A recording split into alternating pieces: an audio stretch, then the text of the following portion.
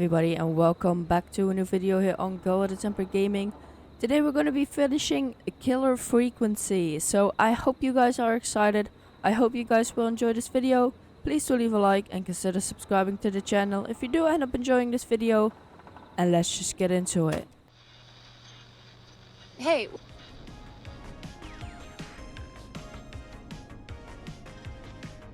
Okay, we have a call. okay, Forrest, shut the music off. Oh fuck yeah. Forrest Nash here. Listeners, we've got another caller live on 189.16 The Scream. What's on your mind, caller? Hey, Forrest. I just wanted to phone in and say that I think I speak for everyone when I say that you're providing a real service for Gallows Creek tonight. It's cool what you're doing, man. Well, I'm just doing my job, friend. Anyway, tell me about yourself. Why What's is your this name? like that? Are you keeping safe tonight? Yeah, man, I'm good, thanks. I'm at my roller rink, trying to get everything ready for the Harvest Festival tomorrow. I had a guy from Starling Security here earlier installing the Starling 4000 system, so I'm a little behind. As for my name, my friends call me Roller Ricky. And I Roller now Ricky. consider you a friend, my man. We're friends now, huh? Well, that's kind of you to say. Thanks. Wrong button. Yeah, man.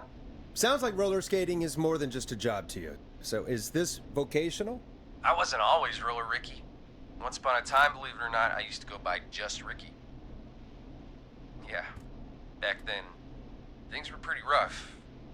I used to roll with a bad crowd. Not all bad, but there was this one guy. Anyway, some bad stuff went down. I harbored a lot of guilt for a long time and turned to the bottle. I didn't really talk about it or even know how to talk. It's just how it was. That bottle took the best years of my life. Or so I thought. It's never too late, Roller Ricky. How did you turn things around? I joined a support group. I opened up about my problems, and sharing that burden just took so much weight off. It's a long story from there, but I found roller disco. I learned how to have fun again, cutting loose and making shapes. Now whenever I get down, I get down. I'm finally free from it all, man. It's important just to talk to somebody. That's the first step. Ain't that right, Max? Doggy. Aw, hello, Max. Well, he certainly sounds like a good boy. Yeah, Max he is is. my emotional support dog. He's a rescue dog, but I always say he's the one that rescued me. He's the best dog a guy could ask for. Of course, the first thing I did was teach him how to skate. He's better than me now, a real pro. Max I can want to skate. see that. Yeah, man! At first they said it couldn't be done, and then they said it shouldn't be done. But Maxie loves the rink, man!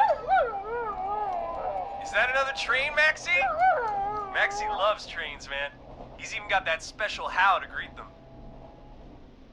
You're a great pair. He's a special boy. Neighbors must love it. He's a special Maxie boy. sounds like a really special boy. Maxie appreciates all the positivity you're throwing out, my man. You know, I'm actually hosting free skating lessons tomorrow at the festival. I think it's a great opportunity to give back to the community. Man, all this talk of skating's got me itching for a boogie. Before I switch my radio off for the night, could I request a song, Forrest? Something Sure. I can groove to, you know, something funky. It'll be me and Maxie's final boogie breakdown tonight. Then I think we'll take it down a level. I can do that. Thanks again for calling. Something. You and Max, be safe now, okay? Bye, Maxie. You got it, man. Peace. Well, folks, this next one goes out to Roller This Ricky one. and Max. Enjoy. Yeah. I really needed that call, you know, after everything. Yeah, I get that. He talked a bit much for my taste, but it is inspiring to hear somebody come back from the brink like that. Yeah, that's what I meant. It's better than having... You were thinking about Max on skates, weren't you? Of course. Well, would you look at that? Another caller on the line. What are the odds? Better take it. I was gonna say it's better than having somebody on the line who is about to get murdered again, so... Welcome back to 189.16 The Scream. This is Forrest Nash. How are you tonight, caller? I'm doing okay. Carrie! I made it home safe. Carrie! Hey, I just wanted to thank you for doing what you could earlier. You know, even though not everybody made it, and, I don't know. Hey, it's okay. You were so brave earlier. You're safe now. I wanted to ask you why. Why he didn't... Why am I... Why what, Carrie? Why did he spare me? Yeah, that's After a what good he did. question. Why let me go? He saw you as a victim. He wanted the pranksters. He got bored. He saw you as a victim. Maybe he didn't kill you because he saw you as a victim. Maybe. But why would that stop him from killing me too? After everything he did to... These stupid hazing nights have to stop. Carrie, you did so well tonight. Stay safe and rest. Help is coming to Gallows Creek. We just need to hold on. Thanks, Peggy. Hey, Forrest? Could I request a song? Of Sure. course, Carrie. What song? Any song by Blast Processor. And Oh, thank you. here. This next one goes out to Carrie. That's a good song.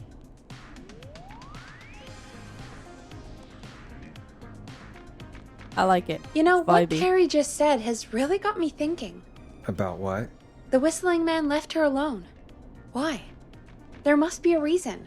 When it comes to masked whistling killers, I don't think a reason is a key part of their process.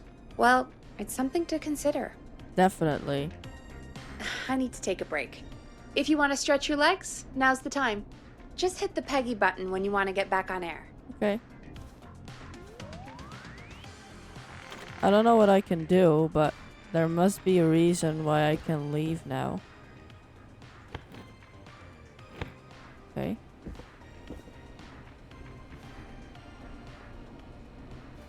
That's not important. Okay. There was nothing in here, right?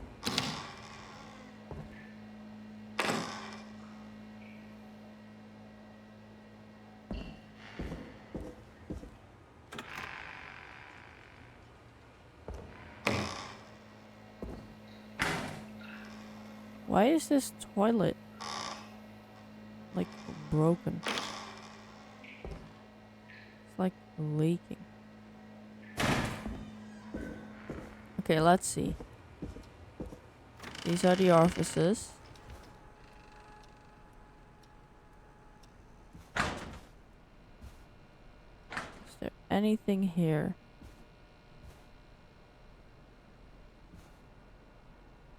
Attention staff, please stop putting stickers on office furniture. You're lowering the resale value of everything. Reggie.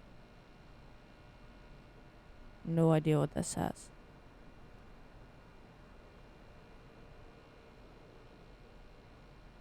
Okay.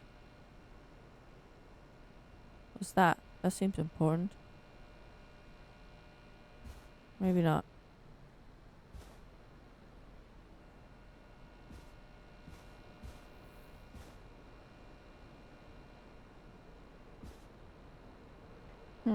Maybe I can't actually like find anything important right now. Won't stop me from trying though.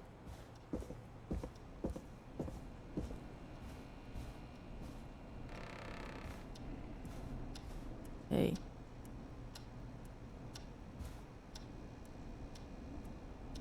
I don't think there was anything here that I haven't checked yet, right? No.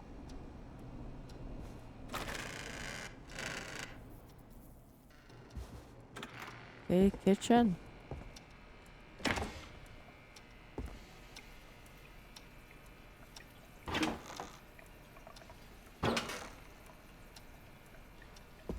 Nothing in there.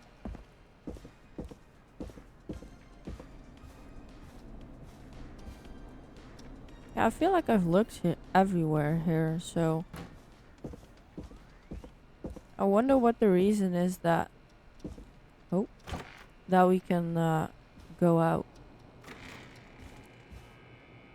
Is there anything here that I didn't see? Like, I went into this place, but didn't really pay attention. No, I don't think we can actually go into... Needs a key. No. Okay, well then we can go back up. Right? Oh, here. Oh, that's just the same stuff. Okay. Storm Riders. Jimmy and Jeannie. Oh. They wouldn't get her. Jimmy's dead. Right? He died? Good job on the new job. Jeannie, good luck. I'm so proud of you. Make lots of friends and work hard. Lots of love, Mom. That's cute. Okay, put it down.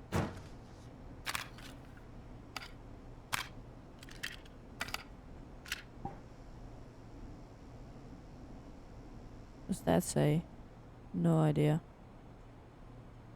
Bill was here. Okay, Bill. Okay, let's go back.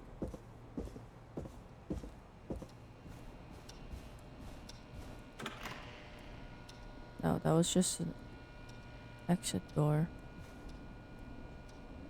Can't read any of that. Okay. Well, then we're just gonna go back.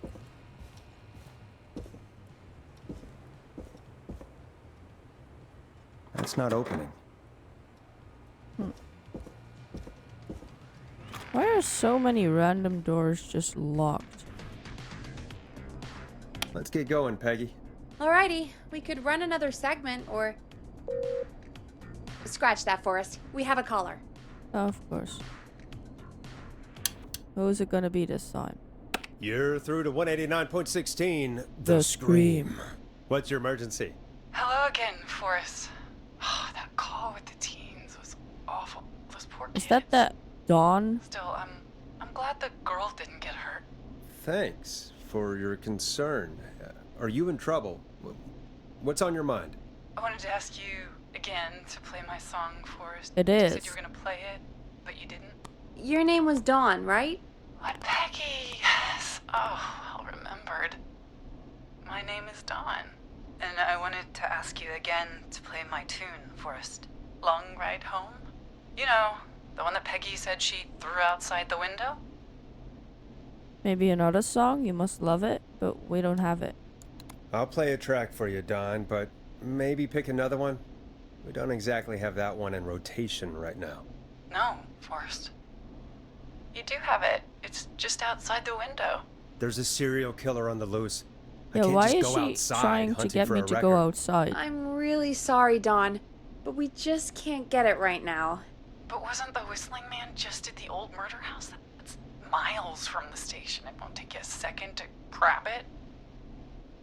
Nope, he's fast. Try again tomorrow. Nope. Nope. I'm sorry, Don. I'm just not going out there. Oh, but I think you will. Forrest? Peggy, I'm calling with more than a request. I know something. I think I know who's gonna be next. What? Are you serious? Play my song, Forrest, and you'll find out. Okay then. Well, folks, here's some music for you while I think things over. Just gonna play that again. No. Is she serious, Peggy? She's serious about hearing that song, that's for sure. Peggy, I mean, is she serious That's about... fucking I suspicious. don't know, Forrest, but we don't really have a choice, do we? We do. If she's telling the truth... Alright, why don't you go? I don't care. All right, I'll do it. I'll end up You're going a no good matter man, what. Forrest. So, doesn't I'll really slide matter you the what key to I the fire say. door. Wait. Our fire door has to be unlocked? Yeah, you know, I never thought about it, but yeah. That's not We safe. should talk to Reggie about that Yeah. later. Anyway, I'll hold the fort down while you're out. Maybe I'll even get a caller. That could be exciting. 189.16. The Screw. Why can't I Me, just go? Peggy.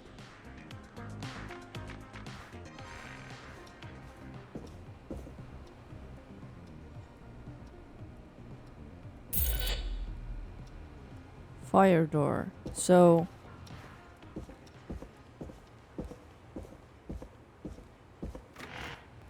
is that for right here? No, that's like totally locked. So gotta be here somewhere.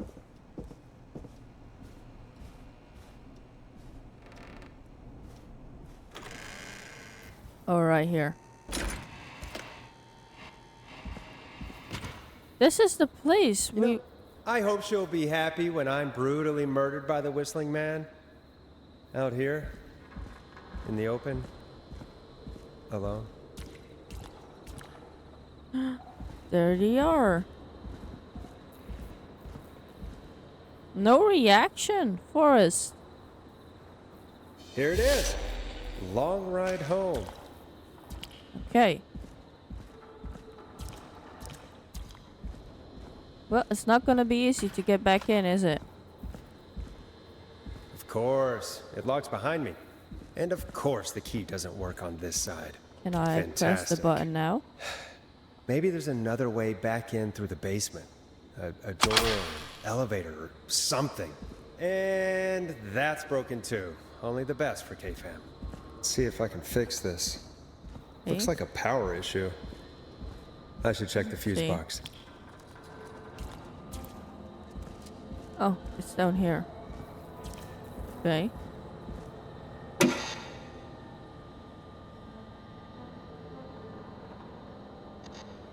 $70. Okay. So we need fuses.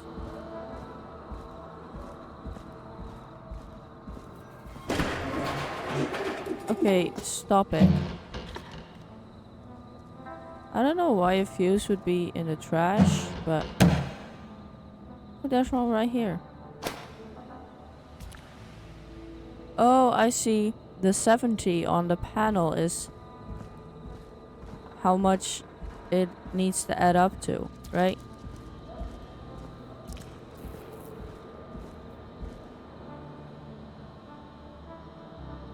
Oh, there's still in there. Okay. Looks like I'm gonna have to hunt around for some new fuses. Yeah, I already got that. Come on.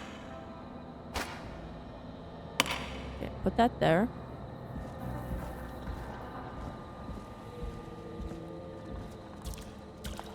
So now we go this way.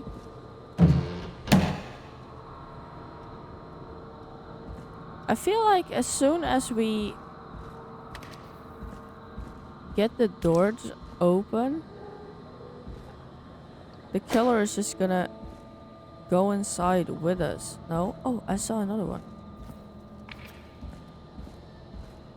Okay.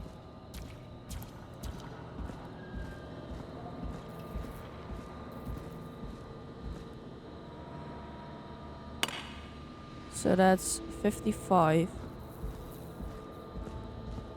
So I need 15 more.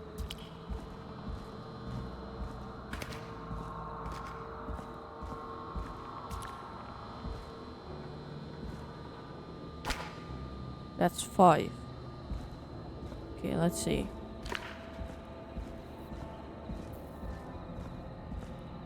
That's 20.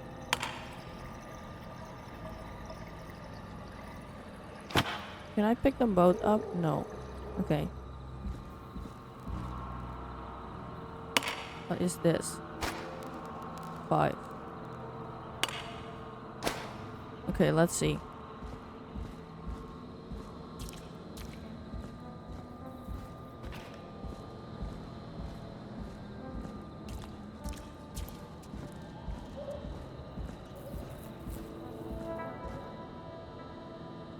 So that's 40 and 70, 75. It's gotta be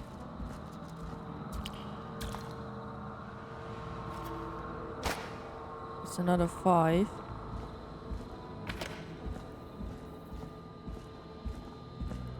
If I could find another red one, I could do 2 red and... Oh, 15! I got it. Okay, that's what I needed.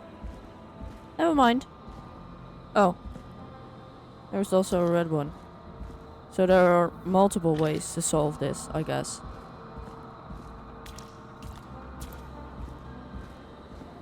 Okay. That one down there. That one out. And that one in. Bingo! Okay, that was it.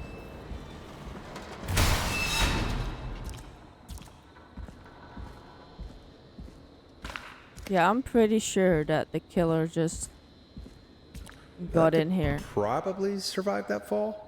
Oh, I have to crouch. Okay, let's see. What do we have going on here? Well, nothing in there. Looks like the janitor's closet. What did Peggy say his name was? Clive? Yeah. What the hell is this?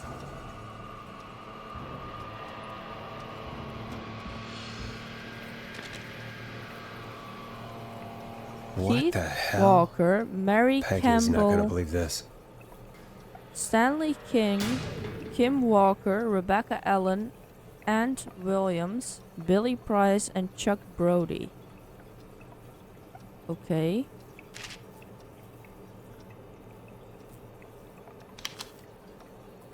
Call for donations to help Chuck Brody.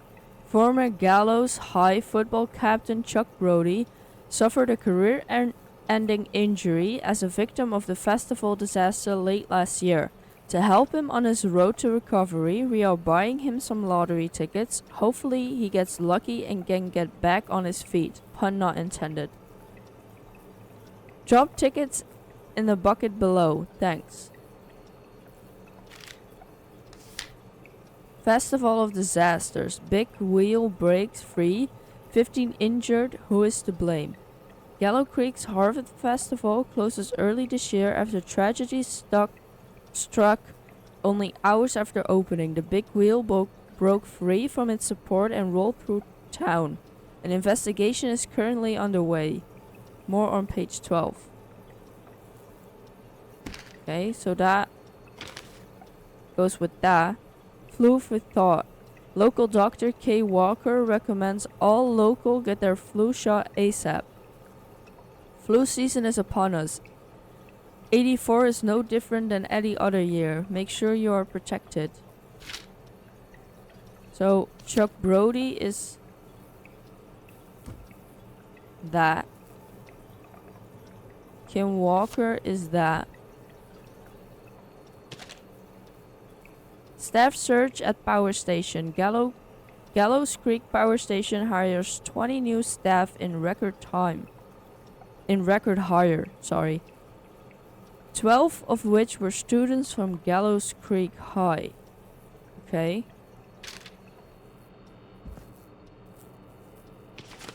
Marriage announcement. We would like to celebrate the marriage of Kim Walker and Peter Stein on 30th of May 1970. Best wishes to the happy couple. So that goes with her. Crime syndicate impounded. Criminal operation shut down. 24 arrests. Inside informant walks free. Police have today finally put an end to the long-running car thieving crime syndicate. The arrests were made after a member gave up information on their co-conspirators to investigators. The informant, who asked to remain anonymously, will hereafter be referred to as R.A., has walked free with no charges. R.A. Rebecca Allen is down there. Right? Yeah. That's not really anonymous, though. Gallows Creek Game Day. Gallow Creek High versus Quiet Ridge High. Is that Chuck Brody? Probably. Justice for festival victims. 2 years. The 2-year investigation into the festival accident has concluded. Investigators blame 2 engineers that were contracted in from the local power station. Lead engineer Ant Williams and junior engineer Sean Everett were distracted talking about horror movies while assembling the big wheel, which led to various construction mistakes. They have been ordered to do community service for a total nothing. Okay, so is this Ant Williams? Yeah. Beep beep, look out, tragedy. 5 dead, 16 injured after brakes fail on bus. Tragedy struck Gallows Creek yesterday afternoon after a bus failed to stop and crashed into a fuel tanker. The deceased have been identified as Gallows Creek locals. Mr. D. Rudd, Mr. M. Houston, Mr. P. Stein. Now, I never know if what is like Miss or Mrs. So, K. Stein and J. Mildred. Police have asked for privacy for the families of the victims. The incident is not being treated as suspicious. I don't know about that. Trailer for sale, cheap. I'm sick of being a local celebrity. People are so mean to me. I only stole a few cars. Who cares? Buy a new one. I'm selling my trailer and leaving town ASAP. I just want to get out of here. Please buy it.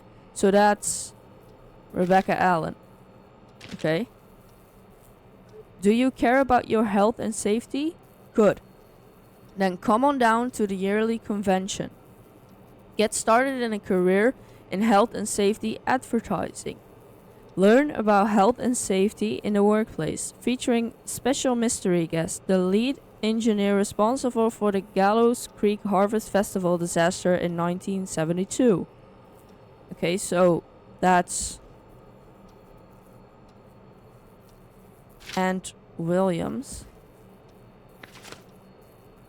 Is your car safe? Sheriff Matthews warns citizens to look out for suspicious behavior after multiple car thefts.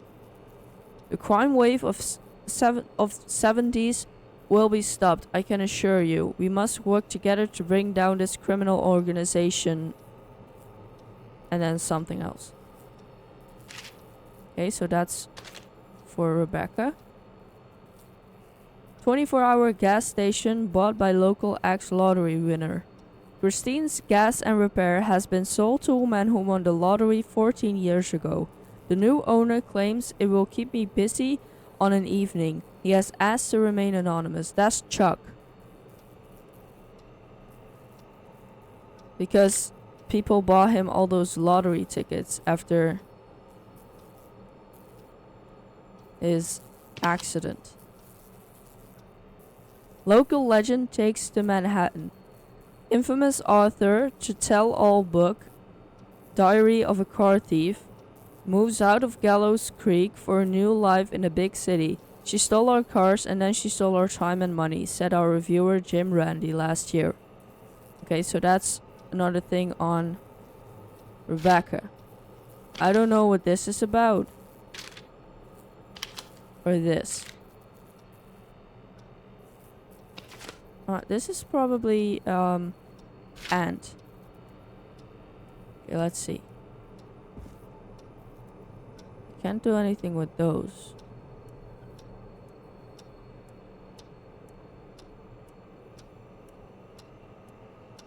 There's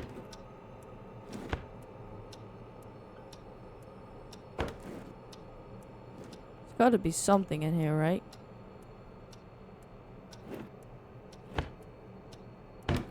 No? Okay. Okay, that's creepy. Why is it there?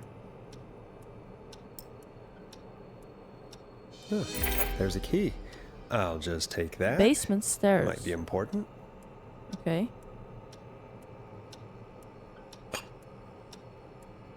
screwdriver. Now, why would I need a screwdriver?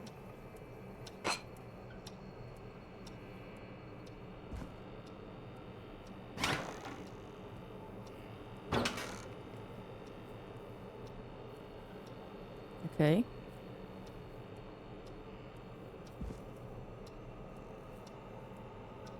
It seems like that Clive dude, the janitor, is like trying to solve something.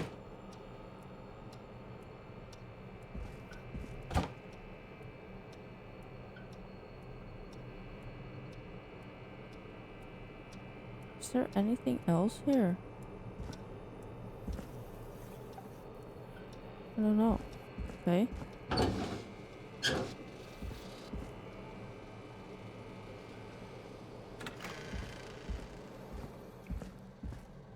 Okay, we got a screwdriver. Anything here? No? Don't do that. I wonder how the show's going.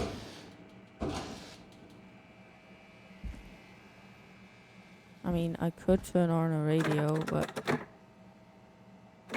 Really?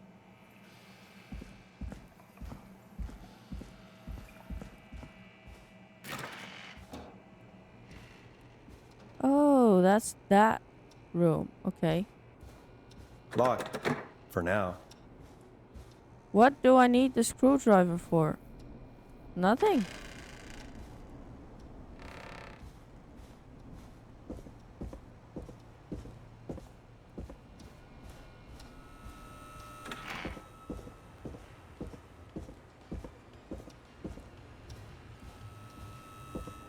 Isn't that such a good song, folks? And now for... Jesus, Forrest, you've been gone for ages. I thought I something wasn't had happened. gone that long. Something did happen. Clive the janitor might be Clive the murderer. What? I'll start from the beginning. The fire door locked behind me. So. Okay. I don't think Clive is the murderer. Why did you heave that thing all the way up here? Because the basement's creepy as hell, and I don't like standing around down there. Fair. All right, let's run through this again. We have a creepy board you found in a creepy basement, made by All my our work creepy was for janitor, nothing. who you think is the creepy whistling man. Yep. And on the creepy board are the names Chuck Brody, Kim Walker, Rebecca Allen, and Aunt Williams. Correct. And you think one of these people will be the whistling man's, Clive's, next target. That's right. And we've got to find them. You said there are 4 locations listed there too? The hospital, the power station, the gas station, and the trailer park. Clive must think the target is at one of those locations. Forrest, you're gonna have to figure out if any of the potential targets are at one of these locations tonight. Hit the button if you need any help. Okay, let's see. Trailer park was Rebecca, but she moved, right? So she shouldn't be there anymore. Festival disaster.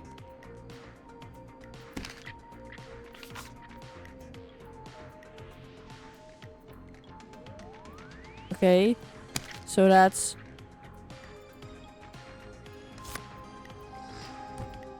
this guy with the power station. That's where he works. And then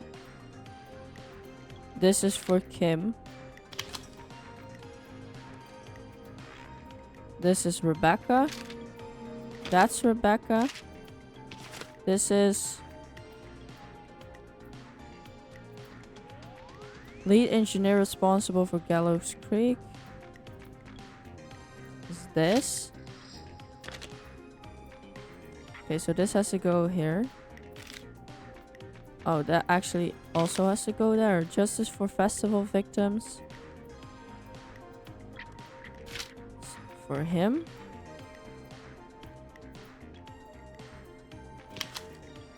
Okay. Kim Walker, and she is a doctor, so hospital. Now, I don't know. Oh. Kay Stein. Because she married Peter Stein. She's dead. The deceased have been identified as B. Stein, Peter Stein, and Kim Stein. Okay. So she's dead. So she is definitely not somewhere. Okay. That's for Rebecca. That's for Rebecca. She's also not here because she left. Okay, so is Aunt Williams still here? Community service.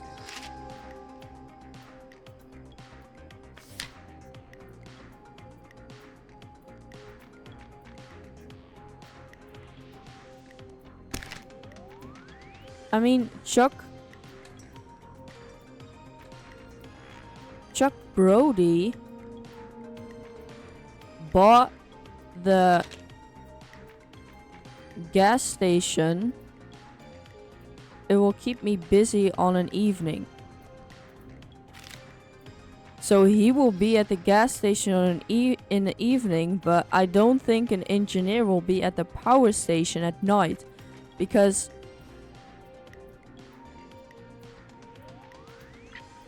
even if he was there, he would have seen the fire that happened at the waste disposal, so that wouldn't have happened, so nobody's probably there.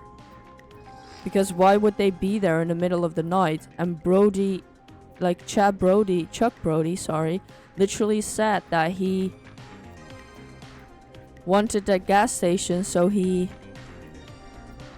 How's it going? had something to do in the evening. I'm ready. I'm ready, Peggy. Are you sure? We've only got one shot at this. It's Chuck.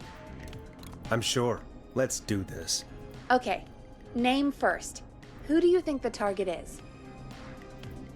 Chuck Brody. Chuck Brody. And where will I find them? The gas The station. gas station. Okay, I'm dialing. One moment. The pressure was on and I forgot.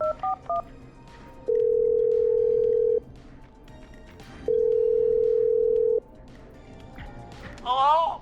Chuck Brody! Listen, I know this sounds crazy, but we have reason to believe the Whistling Man is coming for you. You need to get yourself and everyone else out right now. The Whistling Man? Who the hell are you? Who is this? This is Forrest Nash. Listen, the Whistling Man's back. We found a list with your name on it, and Oh God.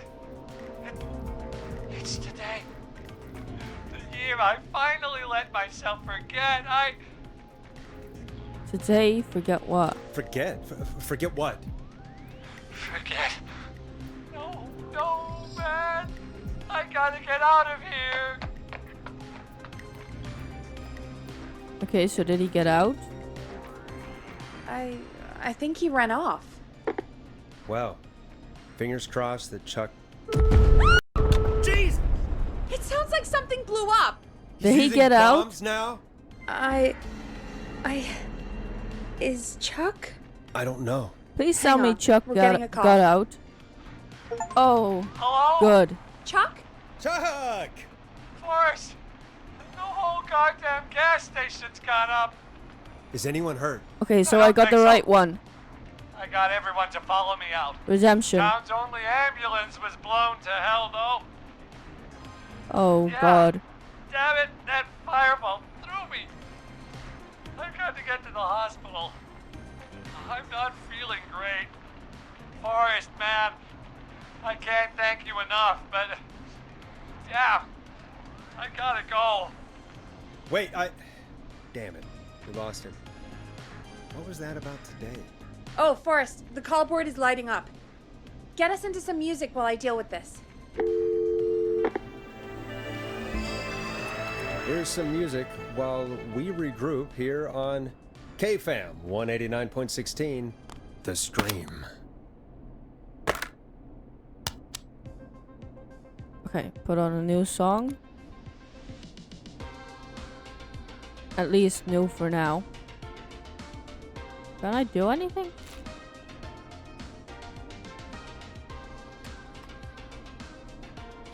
There's gotta be more in the basement to show us who Clive is targeting. And if that's the case, we can get ahead of him. Oh, so I need Stop to the go. killings before they can happen.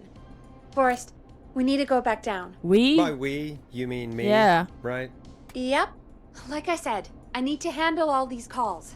Maybe start with that creepy mannequin room you mentioned before. I still have a lot of questions about those, by the way.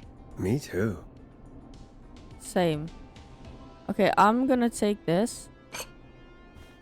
Because I need to go back there now, so I may have to use it there.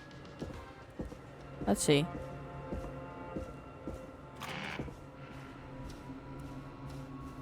Every time I have to move now, I'm afraid that I'll just run into the killer.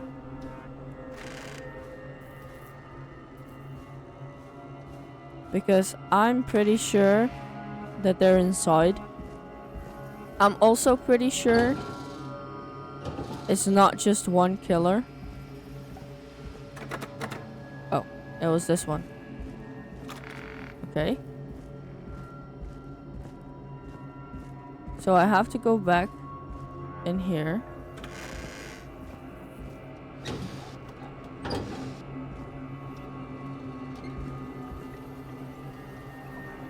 Oh wait, there was a key? Was this always here? I must have missed it when I brought everything upstairs. What key?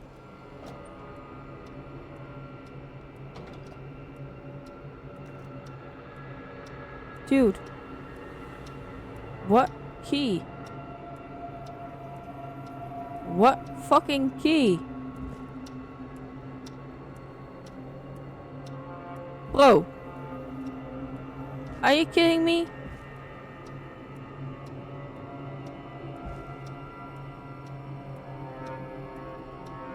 Am I blind?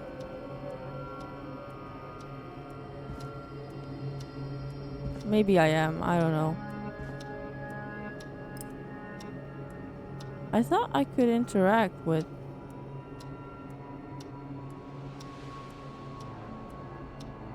the head earlier. Maybe not. What key is this dude talking about? Oh, I can't interact with shit because I had that in my hand. Got it.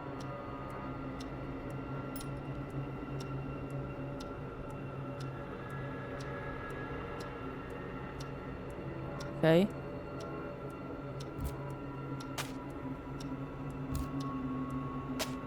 Didn't mean to do that, but that was funny. Can I do it again? I can.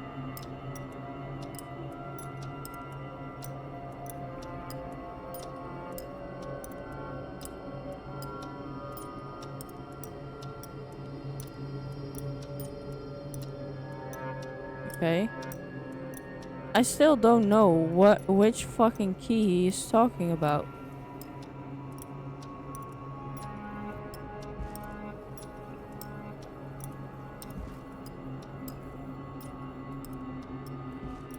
Oh, right here.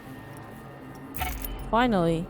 Basement storage. So that must be the other room.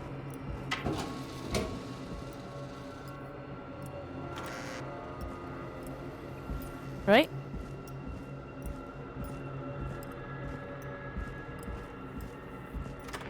What will we find in here? Hey, Forrest! Peggy, give me some warning Fucking before hell. yelling down the intercom. Sorry. Buzz the intercom when you find something and want to discuss it. Okay. There's a tape. Peggy, I've found a tape and a map down here. A map of what? Looks like it might be to somewhere in this storage area. Weird. Well, maybe the tape will give us more information. Give it a play. I was trying to, but you guys weren't done talking.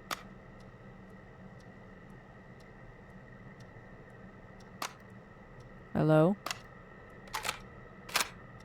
Oh, okay. George Barrow, 1968. That's when this this all began for me. Follow the maps. Find the tapes. I'll be waiting. Wait, George Barrow? We all heard that he drowned after a night out drinking. Was it actually Clive? Has Clive really been the whistling man for that long? He says I need to follow the maps and find the tapes. I guess that's what this map is about. I think we need to see what else is hidden down here. Be careful, Forrest. Keep looking. Buzz the intercom when you found something.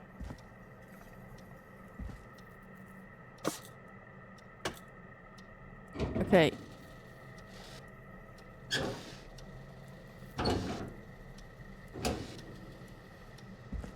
Is this a picture of this place or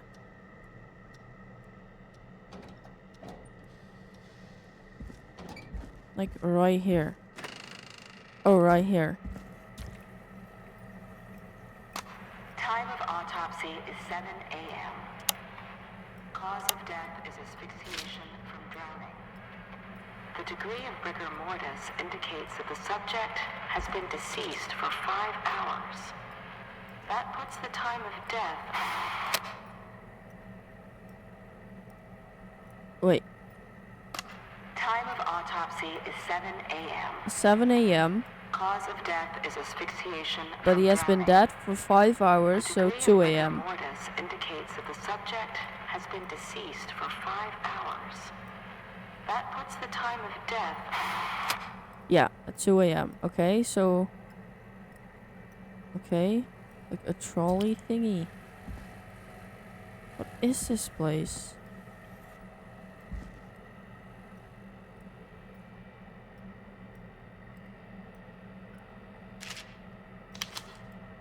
Delivery note. C. Atkins.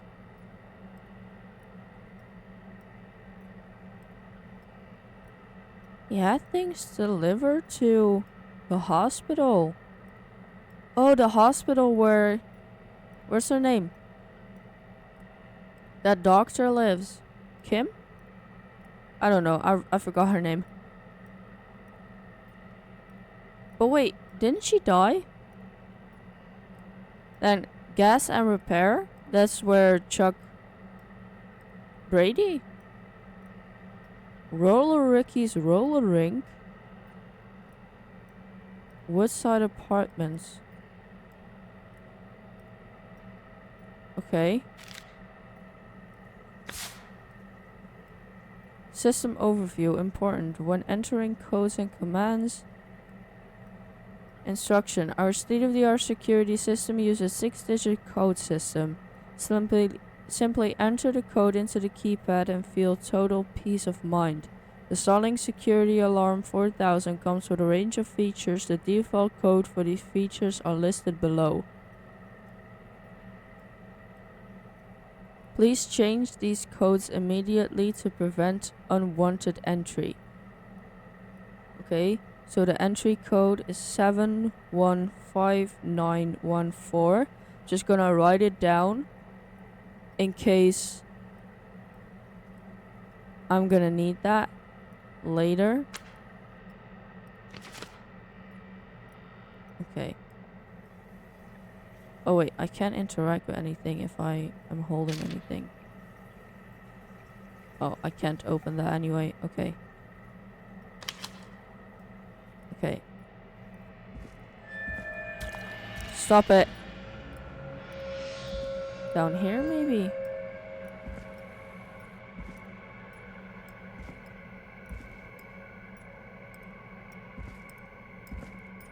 Well, those are recorded there, but that is not the next one.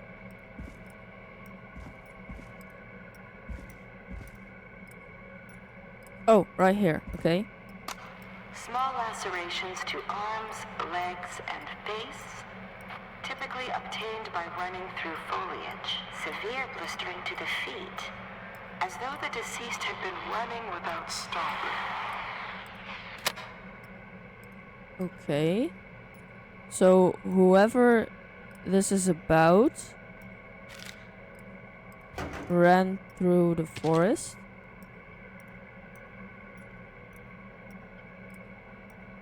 Let's see. This looks useful. At 4 a.m. a call was received from a jogger, a Miss Sandra Sharp, reporting that a body had been found washed up in the reservoir. I drove out to investigate and was able to identify the body at the scene as that of George Barrow. That's what Clive was talking about. I contacted the coroner's office and then the boy's parents. They informed me that they had not seen him since 7 p.m. on the 2nd, and this is the 3rd. So, Sandra Sharp found a body, and Sandra Sharp was targeted by the killer. So, maybe there was foul play with the murder or death. I don't know if it was murder, but it seems like it was a murder of George Barrow. And everybody who was like in on it is getting like chased down by the killer.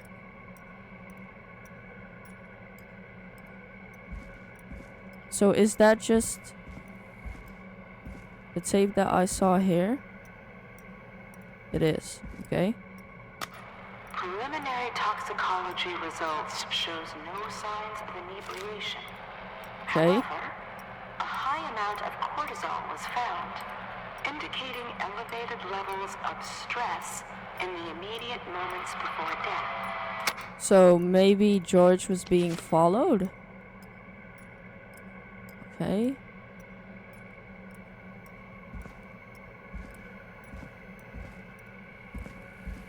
Oh, right here. Additionally, there appears to be a post-mortem injury to the arm. It looks like it was trapped in a car door. Post-mortem injury to the arm. So he was moved. See? Foul play. He died and then somebody moved him in a car. But, like, got his arm stuck. Oh, here's the picture.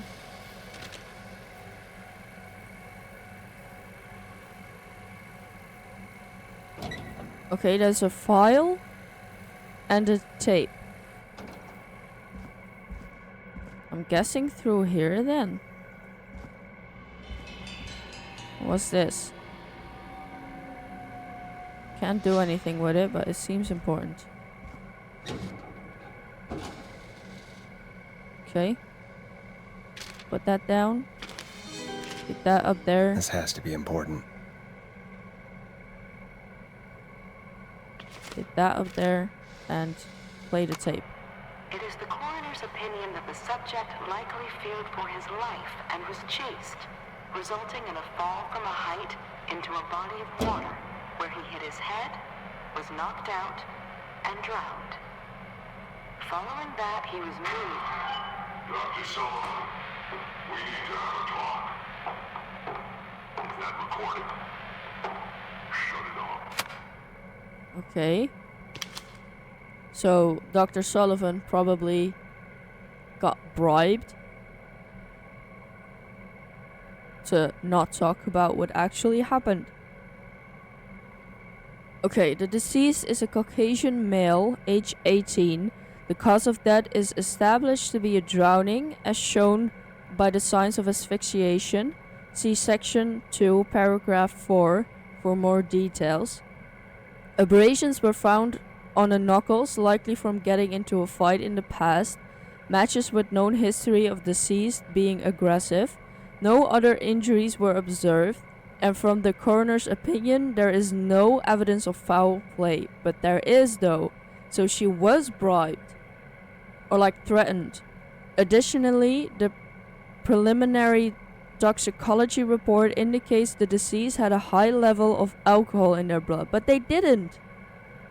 It is of the coroner's opinion that the deceased went swimming while intoxicating, resulting in his drowning.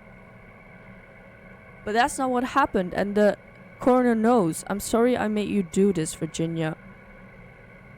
So did the sheriff made her do that? A desk. Okay, I can go this way now. Oh, here it is. If you're listening to this, then I'm probably dead. What the? I'm a man who likes to stay informed. I've got subscriptions to newspapers all over the country. A new vinyl for my 2 weeks collection. ago, I noticed headlines cropping up in those papers, one after the other. Each headline about a murder. Each murder, the death of someone I knew almost 20 years ago. And each one drawing closer to Gallows Creek. Drawing closer to the anniversary. None of us are innocent, but I don't think we deserve killing. All I hope now is that I can save some folk from the worst, that I can, I don't know, do something to make up for what I did back then, I guess. I didn't kill anyone, mind you, but that's past mattering. Now, there's more I could say, that I should say, but my employer made it clear that my family would pay a high price if I ever spoke out. So, hopefully I've said enough for you, listener, whoever the hell you are, to start putting the truth together. Kinda. What the hell? Peggy is not gonna believe this. No, she won't. Humpty Dumpty. A story of love, tragedy, and betrayal. Well, ironic that that has to be there.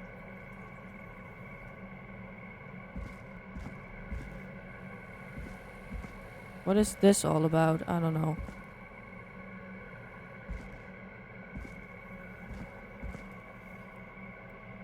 Okay, where is the...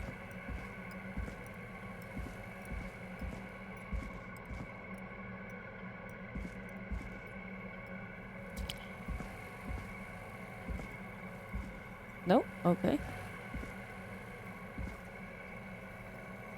Gotta go talk to Peggy. What have you found, Forrest? It's an autopsy tape. Doesn't say for who, but George I Barrow. think it must be for Yeah. George. Poor George. He was so young. Something's bugging me, Peggy. What do you mean? I swear I recognize the voice of the woman talking on the tape. I just can't place it. Seriously? Do you think you've met her before? I don't know. I mean, I just got here recently. I don't know. Found another tape. It talks more about how George died. What did it say? It sounds like he was running for his life. Sprinting through trees and bushes, getting cut up all over. What would drive someone to do that? I'm not sure yet. Oh, There's also a tape about a toxicology report. There were no signs of drinking or that he was on anything. What? But everyone said he went swimming drunk and drowned. It was in the newspaper and everything. that's what they wanted you to think. I found a written autopsy report. What does it say? According to that, it's just like you said at the start. George drowned after getting drunk. Said he liked to fight, too. But that contradicts the tape. I know. And I think I know why. There's a note with the report that says, "I'm sorry I made you do this, Virginia."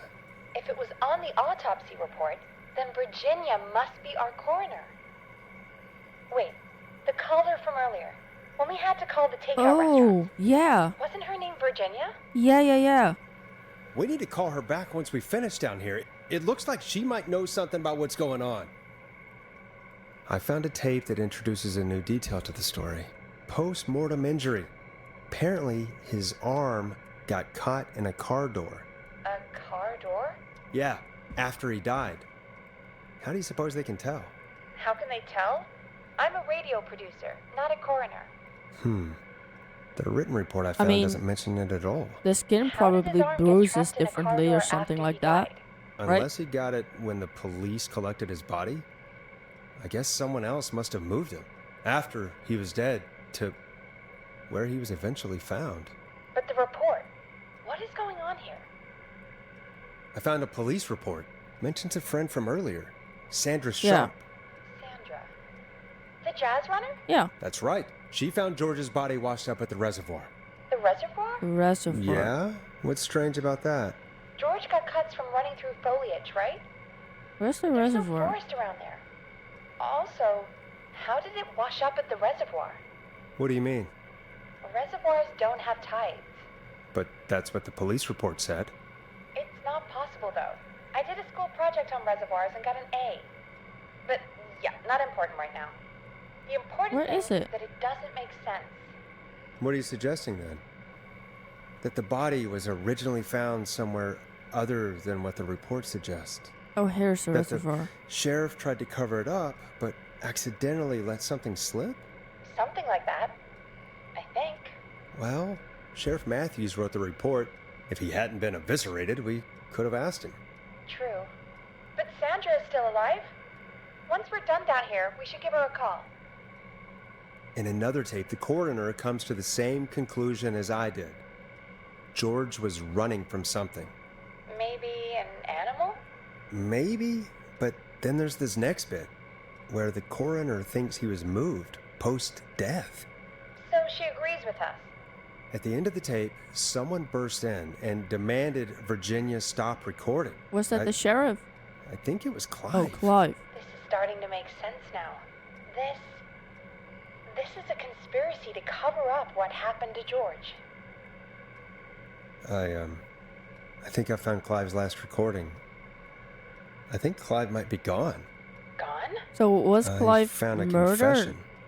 Not for any killings, but for playing a part in covering up George's death. He left this behind in case he died. He hoped someone would find it. Do you think the Whistling Man already got him? Probably. Possibly. We've had a lot of callers tonight, but maybe not every victim made it to the phone, you know? We don't know how many there really are. Christ, Forrest, that's dark. I know, but Clive said he had read about other murders in other towns, and that the murders were all folks who knew about the incident. And the killings were getting closer to Gallows Creek. He said he wanted to do something good for once. The board in his office. He wasn't tracking people down to kill them. He was tracking them down to save them. Ugh, why Told didn't you. he just come out with all of this? He said his employer threatened his family if he spoke out about any of it. His employer? The one who orchestrated the cover-up? Oh, Clive. I'm sorry for thinking you'd killed all those people. Do you think you found everything? I think so. Yeah. Forrest, what's going on here? Nothing Someone good. wanted that boy's death to seem like an accident, Yeah. and they hired Clive to make it look that way. Oh. Come back upstairs when you're ready. We need to figure out our next step. Oh, okay. I don't have a choice. Thank God you're back, Forrest. I've been running out of stuff to pad our airtime with. Peggy, you work in radio. Forrest, I'm stressed. I mean, really. How are we supposed to keep a show going with all this happening? Beats me. I Beats me. still hear that But we fucking gotta thing do it, from and we're down in going the to. basement. You're right. So, what's the plan now? I think we That's should call annoying. Virginia back. All right, I'll get her on the line. When you're ready, shut the music off. Hello again, Gallows Creek. This is Forrest Nash. We're circling closer to the truth behind tonight's events. To this end, we're calling back one of our earlier callers. Okay, before I continue, I just want to say what I think happened, because I wanted to say that before I went upstairs, but the game just forces you upstairs. So I think that the people who were on that board, so Chuck and what was her name? Kim, the doctor, Virginia, also Sandra, the sheriff, everybody who was involved with like the foul play is getting hunted down by the Whistling Man right now. And the reason why it's the Whistling Man is because they like chased down George Barrow in the woods as the Whistling Man prank. And the reason why it's happening today is because today is like, what, been 30 years since that happened or something like that? So I think that back in the day, they, like, quote unquote, pranked George Barrow with the Whistling Man, thinking that he would get killed, and he ran for his life. He fell down from a cliff, Whistling Point, and then they were like, "Oh shit," and had it covered up. That's what I think happened. And now the Whistling Man, right now, who may not even be one person, is hunting them down. That's what I think. Virginia Sullivan.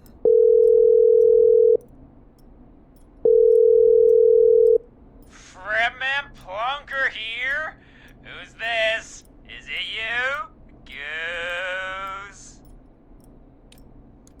No, it's Bunker, Forrest. hey, it's the Radio Man, Forrest Nash. Radio Man? What's up? Solving mysteries, saving lives. The huge. Right on. Plunker, what are you doing at Virginia's house? She asked if we could stay to keep an eye out for that whistling turd. Smart. So we're hanging out, bro. Well, that's big of you, Plunker.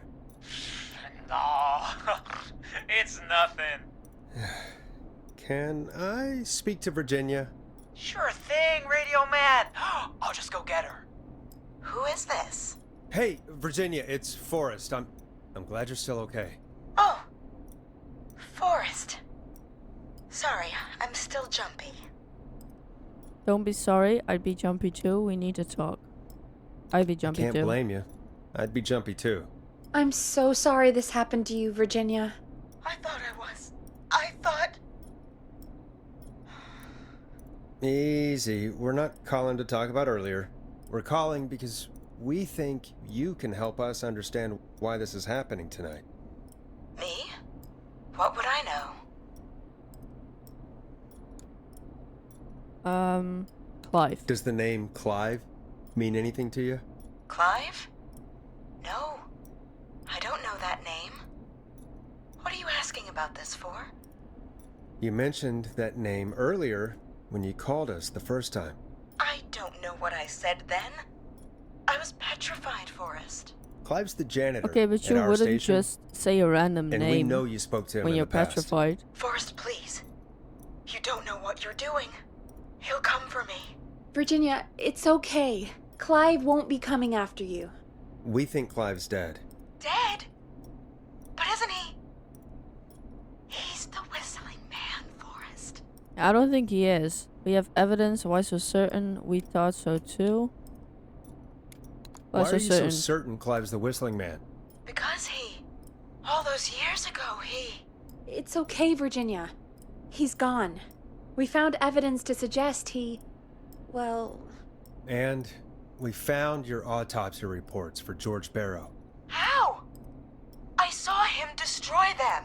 Well, he didn't. I don't know if he kept them or made copies or what, but we found them. And we know it's related to what's happening tonight, which is why we called you. Why did you write a false report? All right. One day, I came into work to find a boy on my slab. And as I finished the autopsy, this man, Clive, he just burst in. And he started making demands to give over the reports, to falsify what I found. Of course I said no. But, well, when someone wants to make you do something, they can use the carrot or the stick. For me, he used both. You see, my sister is sick. Of course. She has a chronic condition that's never going away. It's expensive to treat, and it was getting to where I couldn't afford it. And Clive promised me that his employer would pay for my sister's treatment if I did what he said, and that if I ever spoke about this, he'd beat me to within an inch of my life. I don't know why he Okay had then. me do it, but my sister needed me. You have to understand. She needed me. We understand. Thank you, Virginia. That was brave. God, I just want this nightmare to end. This will help end it, Virginia. Thank you.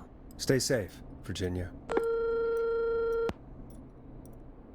Okay. But who hired So, Clive? Virginia's tied up in all of this. Clive threatened her to keep quiet about George's death. But for who? Why cover up these details? Yeah, that's a good We question. know Sandra was involved in George's death. Do you want to call her? I do. Okay. Alright, but before we go asking questions, I think we should know what we want to ask. Is that fair? Yeah, we need to ask her about finding the body. She was the one who discovered it, but something just doesn't add up. 100%. She knows more than she's saying. I wonder what she's hiding. We'll hopefully find out soon. Anyway, just be careful when you're talking to her. Don't push too hard. We don't want her to hang up. Okay. I'll be careful. Alright, calling her now. Hopefully she's at her jazz studio.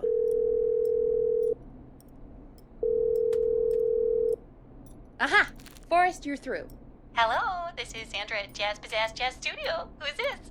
Hello again, Sandra! It's Forrest Nash of 189.16 The Scream. And you're live on air. Oh, I always thought folks called into a radio show, not the other way around. How jazzy. What can I do for you?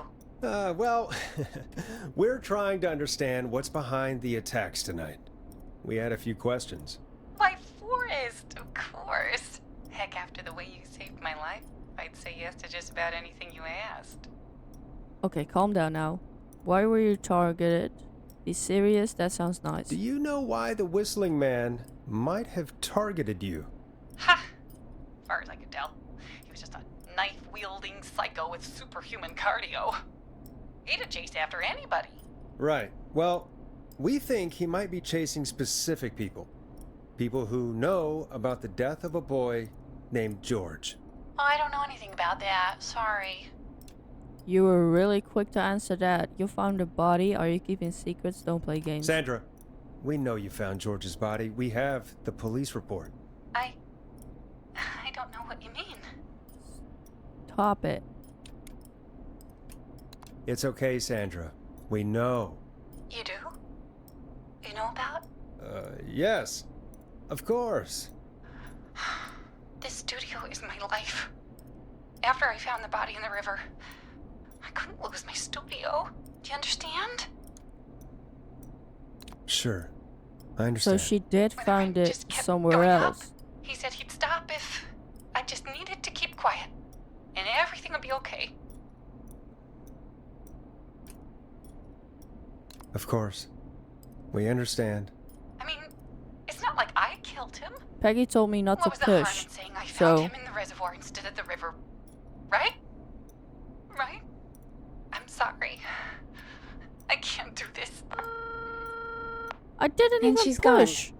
I don't think that could have gone any better. You truly did great, Forrest. Thank you. Well, folks, if anyone out there has any thoughts on what's going on tonight, please call in. That's good timing. We've got a call waiting just this second. Is it gonna be the killer? Welcome to 189.16 The, The Scream. Scream. With me, your host, Forrest Nash. Hi, Forrest. Oh, fuck I off, know Bonte. this is really out of the blue with everything happening tonight. But I wondered if you could send a special birthday message to my uncle. No. No, I don't wanna. Oh, come on! No, It's his Bonte. birthday. I won't have a chance to do it again until next year. May as well, Forrest. No. Fine. What's his name? Oh my god, Thank why you, don't you Forrest. guys He's my recognize his Uncle voice? Ronnie. His first name's Peter, but he never liked his name. Peter Oni. But since he always had salt and pepper hair, even as a kid, can you believe it? Folks always called him Pepper. Thanks for the history lesson. Is Pepperoni. there anything besides happy birthday you would like to say to Mr. Pepper? Oh my God, damn it! Thank Yes! Tell him he can get the best birthday deals and party packages here at Putney's Pizza. Starting at just... You son of a bitch! Stop calling us! God damn it, Peggy, this is your fault. My fault? I said I didn't want to do it. Don't blame me because Brian Ponte can't control himself. Ah. Don't worry. We've already got another caller on the line. you. Okay. Just pick it up, okay? This is 189.16, The Scream. I'm Forrest Nash. You're on the air, caller.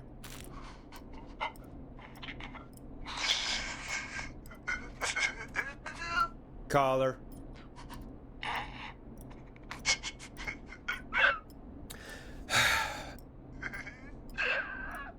Dude.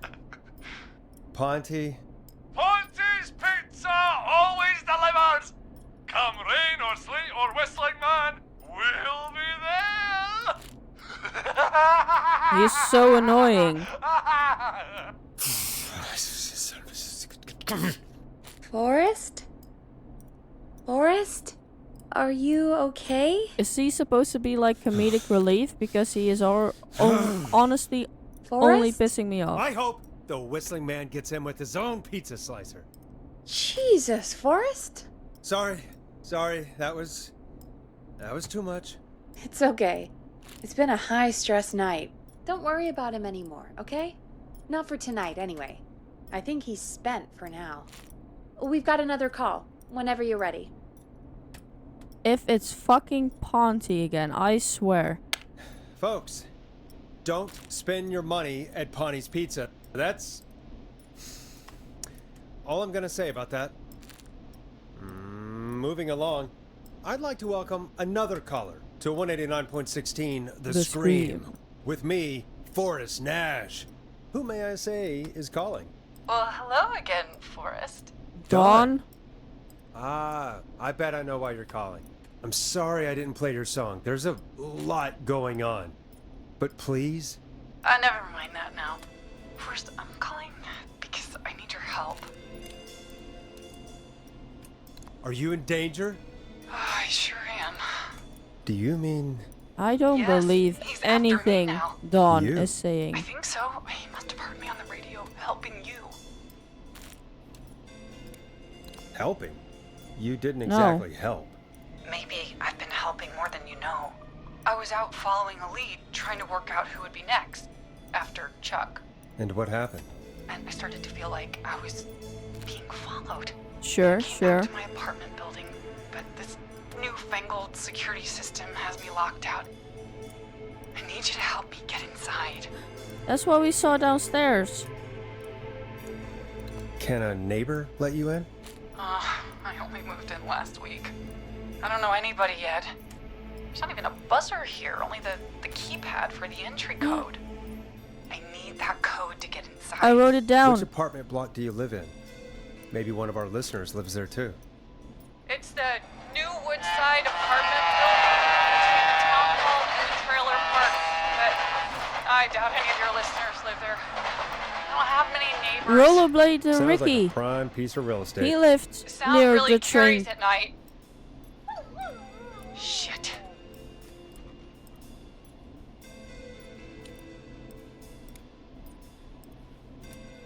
Neighbor's dog? Is that a neighbor's dog? No. Yes, it is. Boy, I wish he'd muzzle that thing and... Oh. And now he's blasting David Scopo out of his window. This night can't get any... That's Ricky. He's coming down the street. I don't think he's seen me yet. Forrest, please, I need your help. I need the code for that security system, or I'm gonna die. Neighbor's name. What's your neighbor's name? I don't know my neighbors, remember? Please, I need to get in. I don't trust it. Can you get your neighbor's attention? That the whistling man will see me, Forrest. I can't do that. What's the name of the security system?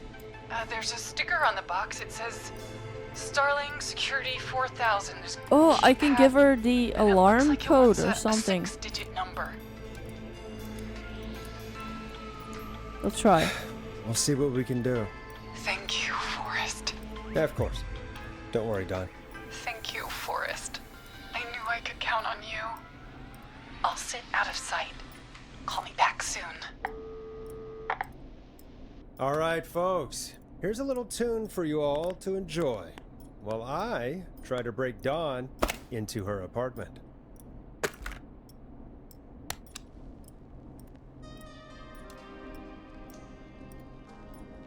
Oh, fuck it.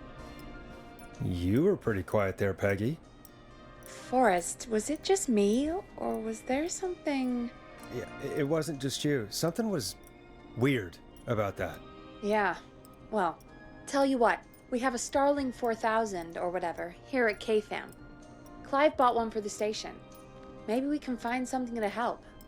Well, I'm not sure who, but to help someone.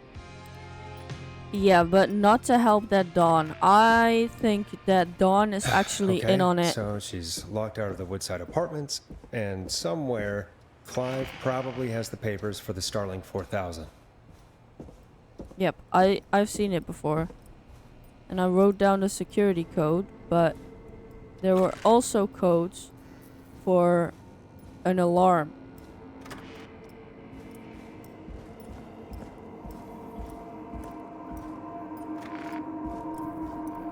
First I'm gonna see if I can get that fucking thing to stop jiggling around.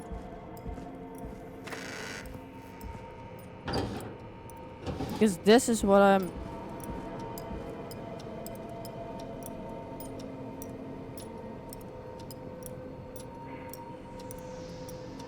Can you stop?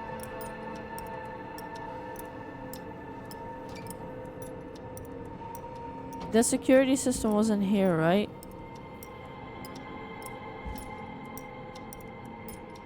Okay, well, fuck that.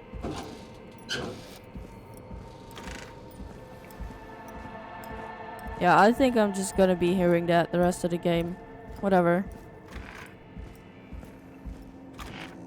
Okay.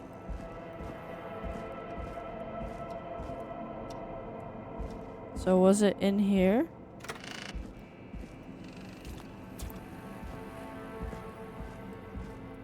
Here it is. Starling 4000 user manual.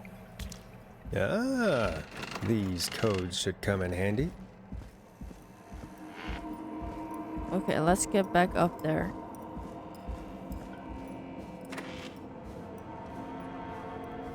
Oh. Wait.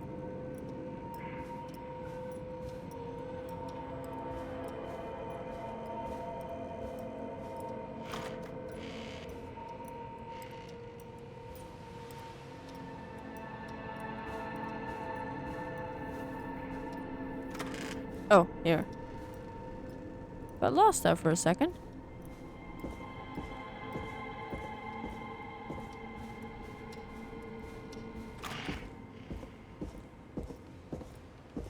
Oh, that sound is really fucking... How... Why do I hear it so loudly here? It's like it's literally in this room with me. Whatever. Okay, wait. Don't need that anymore. Why can't I... Fuck that. Okay. Welcome back, Forrest. Find anything? The Starling 4000 security manual. It's got a bunch of codes. Good. And did you find anything else? Nothing except the manual. All right. Well, I'll get Dom back on the line then, Forrest. I'll let you take it from here. Thanks, Peggy. When you're ready, shut the music off. Yes, yes, yes. Line 1, whenever you're ready. Don, are you there? This is Forrest Nash from 189.16, The Scream. Oh, thank God you're back. Okay, so I'm gonna do the alarm test. So afraid. What's the code to the gate? Yeah, give alarm test activation The code. code is 191519. Thank you, Forrest. Just the way she said that.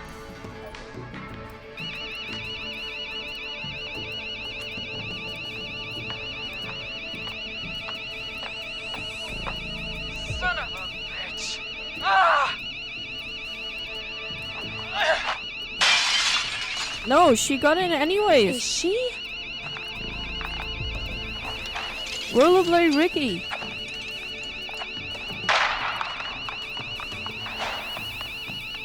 Yeah, stay out! Nobody disrespects the sanctity of the ring! Don't ever come back here again! I knew it. I'm calling the cops! Thank God. Hello? Is someone there? Ricky, get back inside and turn on the radio. Whoever that was, she was trying to break into the ring. She? Forrest, man, you got no idea. That was him! That was the Whistling Man! I told you. The alarm gave me just enough time to get my rifle. I don't like hurting folk, but I can't let anything happen to Maxie. He's my best friend, you know? Listen, man, I'm heading back inside. Gonna barricade that window. My man, thank you. You and Peggy can skate for free whenever you want, forever. That's a done deal. Oh. Thanks, Ricky. Can't wait. You got it. Talk to you soon. Okay, Gallows Creek, here's some music while we process what just happened. Oh shit. Okay. So, the Whistling Man is a woman? I'm still not convinced it's only one person. I had my I suspicions. had my suspicions. Yeah, sure, Forrest. You just never mentioned it. I She really called did up. have my You suspicions. spoke to her multiple times.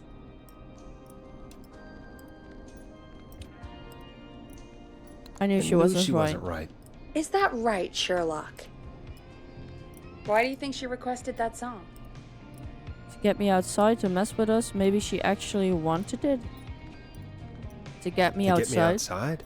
Maybe, but how? She didn't know the song was outside to start with. That's right. She never actually attacked me out there. So? What now? There I was guess I a should make an whistling man. announcement. We do have new info. Okay, kill the music and you can make the announcement. Okay. Okay, you're live in 3, 2... Hey folks, this is Forrest Nash here. I hope you're all safely locked inside. For those of you listening to that last call, you might be wondering what to make of it all. Here's our take. We now believe the killer is actually a woman. One who might manipulate you into letting her in before she attacks you. Yep. We're neighbors, look out for each other and stay safe. I'm sad to say, but it's time to trust no one. No, look out We're for neighbors. each other. Look out for each other and stay safe. The killer was calling themselves Dawn. This could be a fake name. Do not trust anyone called Dawn. This It's definitely could be a fake name. If anyone needs help or you have info on the killer, please call in. You folks have my new number, right? It's 911. Hopefully, Funny. our next caller can help shed some light on our killer. Hey, we had a call come in. Okay, folks, time to take a call. This is Forrest Nash, and you're listening. Please help me. My name is Casey Moore. Casey I'm at 25 Moore. Nancy Drive. My best friend's been stabbed. He's bleeding everywhere. I don't know what to do. Please help me. What happened? Breed? Is he still breathing? Is he still breathing? Yeah, but he's bleeding out fast. I really need help. Please. Take a breath. Okay, I should stop We went doing out this to and the focus. reservoir. We were heading back to his place when we heard this whistling all of a sudden. He just started freaking out. He screamed at me, told me to hide. I'd never seen him like that, and I just panicked and ran and hid in a bush. Oh no. Forrest. Then what happened? He went up the road and talked to someone. I couldn't really hear or see anything. It sounded like he might have known the person, and they just stabbed him. Was it the whistling man or was it a woman? Casey, was he talking to a woman? I don't know. They had a mask and wore all black. Okay. That's all I know. It is the Please, whistling we man. need help here. But I'll I give you don't help, think it's but I Dawn. need to know, where did the masked person go? They left. They left him to bleed out. I waited until they were gone, then dragged him into the garage and called 911. Wait, why didn't she make sure he was dead? I don't know. I think I heard them say something like, "It's not so funny now, is it?" Before they left, but please, he needs to get to the hospital. Okay, well, I can't drive, so we Yeah, that is not Forrest, working anymore. The ambulance was destroyed in the explosion at the gas station. You should get all the info you can. What's your friend's name? Is he hurt?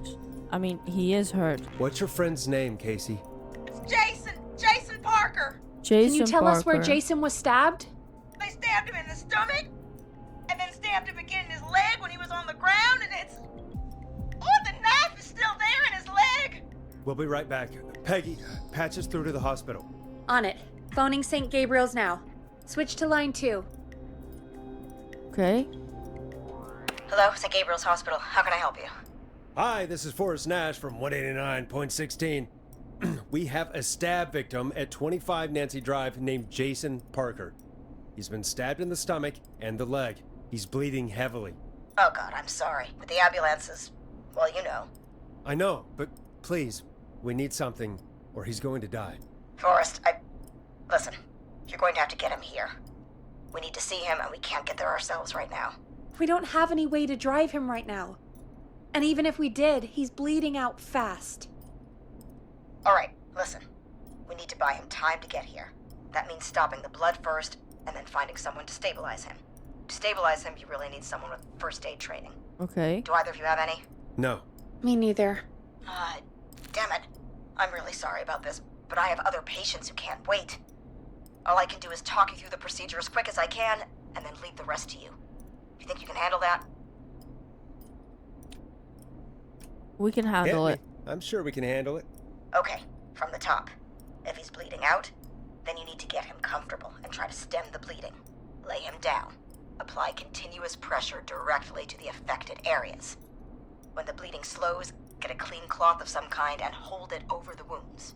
Get them comfortable. Okay. Apply pressure. Clean cloths when slowed, I actually wrote that Got down it. just to be sure. I think. You said he was stabbed, right? If the object he was stabbed with is still Leave it in. him, don't take Yes. it out. It's stopping the worst of the bleeding right now.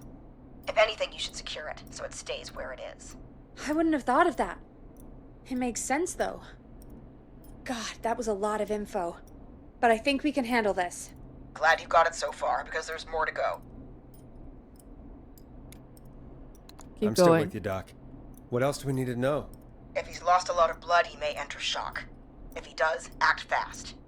If you applied a cloth and it's bleeding through, don't remove it. Just apply another on top of it. If it's safe, elevate his legs to get blood circulating to his vital organs. Try to keep him warm. Get him to rest and reassure him. We need the patient to stay calm. All right, don't replace bandages. Elevate Okay. his legs. Keep him warm and calm. This is a lot. I'm really sorry. That's as much as I can give you right now. Try to stop the bleeding, find someone to get him stabilized, and get him here as quick as you can. Good luck. All right, Forrest. Casey's still on line 1. Hello? Okay. Hello? Forrest, are you there? I'm here. How is Jason doing? Badly. He's still bleeding. I need help. I've been putting pressure on his stomach wound since you left, but he's still bleeding. I don't know what to do. That's good, Casey. Okay. The nurse said to do that. Yeah. What about the knife in his leg? Leave it in. It's gotta be hell. Should I pull it out? No. Don't touch no, the knife. don't touch the knife. The bleeding will get worse if you pull it out. Are you sure? I'm sorry. I'm gonna stop making suggestions. No, don't worry, Casey. We're a team here. Yes. We're all going to get Jason through this. Casey, is his leg wound bleeding right now? I hate looking at that knife. Yeah. It's bleeding. His stomach is worse, though. I mean, as soon as she doesn't apply pressure to the stomach, he might bleed out from that. All right, I think we need to leave that knife alone. All right. I'll just keep putting pressure on his stomach for now. Forrest, can I have a word? Okay. Casey, I'm gonna have a quick word with Peggy. Keep putting that pressure on, and let us know when the bleeding is under control. You're doing great. But what if something happens? We'll still be here. Just shout if you need anything, and we'll be there. I promise. Okay. be okay. Okay, Peggy. What's up, Peggy? We can't stay on the line with her all night. Dawn is still out there. What if other people need us? You're right. She's probably on her way to her next target right now. Exactly. And you heard the nurse. We need someone there with training who can stabilize him. He's got to get to the hospital somehow. She'll have to drive him. Any suggestions? Could somebody nearby help? Could somebody nearby help them? Maybe drive them to the hospital? You know, that's exactly what I was wondering. Do you have anybody in mind? I might. A little before you started working here, KFAM did a mandatory first aid training course. Me and Karen missed it because we were away on a producer getaway. You skipped it, didn't you? Never mind. So, how does KFAM's first aid course help us? Casey said they're at 25 Nancy Drive, right? Yeah? Okay. They put up a bunch of cheap houses around there about 10 years ago. So a bunch of people here at the station live around there. Do you think any of them could help Casey and Jason? Probably, but I don't know who lives there. And since I missed the training day, I don't know who knows first aid. Could you call them and ask? I don't know everybody's numbers. I've only ever called Karen. Everybody's personnel info is probably in Reggie's office. Got it. Okay. I'll look through their files in Reggie's office. It's a life or death situation. I'm sure they won't mind. Right. But there are a couple of problems with that. Of course. You gonna tell me? Oh, I have to. Go on. Go on. It's sensitive information, so Reggie probably locked it in his safe. Great. Great. Do you have any idea what the combo for the safe could be? Not a clue. Reggie's a serial note taker, though. Maybe something in his office will give it away. Right. There is something else. I'm not gonna like this, am I? Have you ever heard, "The future is floppy"? Peggy, what the hell are you talking about? I'm talking about floppy disks. Floppy disks are like these futuristic things that have information on them. You put them in a computer and they do something. Peggy, I know what a floppy disk is. Anyway, Reggie decided that the future is floppy and Okay. started phasing out our physical records and replacing them with these floppy disks. I imagine it's the same for our personnel files. That's good to know. Since we haven't heard anything from Casey, I'm guessing Jason's okay for now.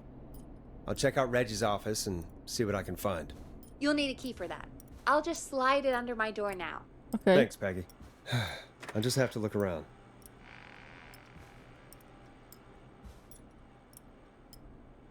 Can I leave? I'll patch my mic Oh. down to the office, so you'll hear me over the intercom. Okay.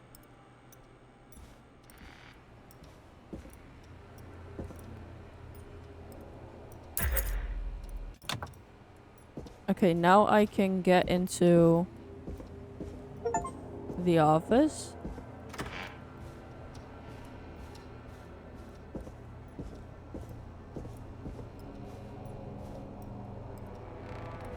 What is that? Oh. That was a Steam notification, but it didn't actually fully pop up.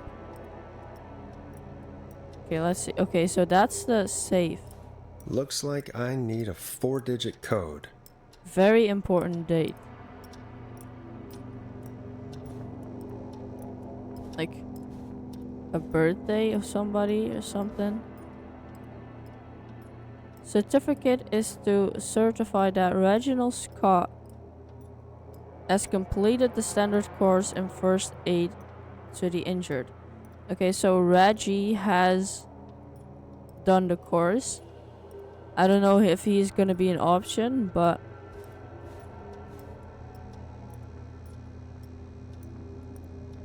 Clive, if you're reading this, stop stealing my post-it notes.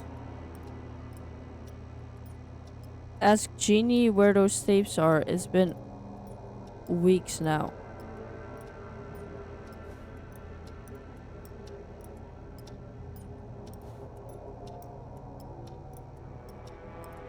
X forever. Need to write pitch document. Good title. Bring back original protag and villain. Okay. There was a floppy disk thingy here. Please insert floppy disk. Oh. That's not a floppy disk. Does he have anything? Here, he does. Okay. Could this be it? Deep cuts. Top secret. Pizza delivery killer who kills with pizza cutter. Free slice on me. Terrifyingly, there is never any pizza. What happened to the original delivery guy? Maybe write him in as a final girl's boyfriend. Protagonist is college student Megan. She's smart, beautiful, resourceful, and lactose intolerant. Implies the divide between her and the pizza killer takes place on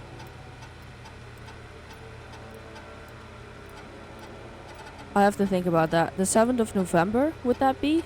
Right? Very important date for the town. Great Goose Gathering.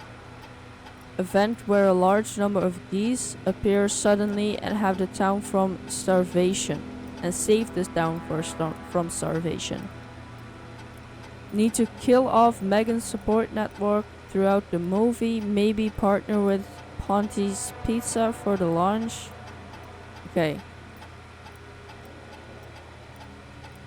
Can I? Okay.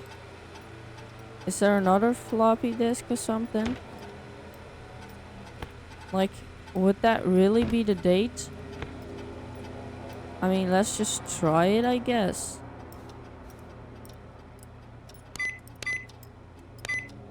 Nice. Oh, it really is.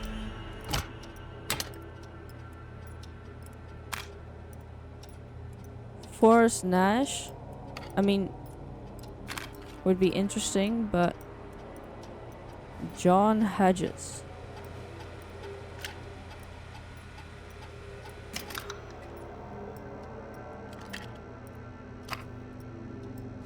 Let's see.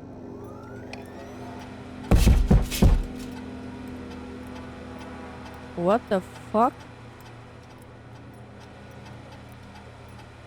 Okay. John refused to engage with the first aid trainer during the course. I know he was a war medic, but it was station policy to send everybody regardless. So John would be a great candidate.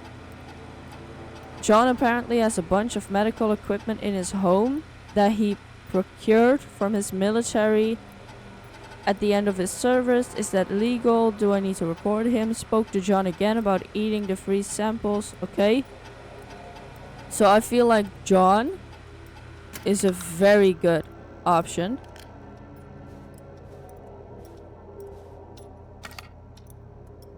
Peggy Weaver.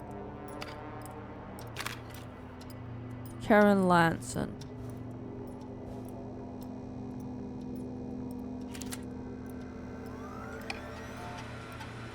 Karen has really stepped up her duties in recent months, just fully taken on Hamish's show alongside the Timberline twins ever since Wes left us.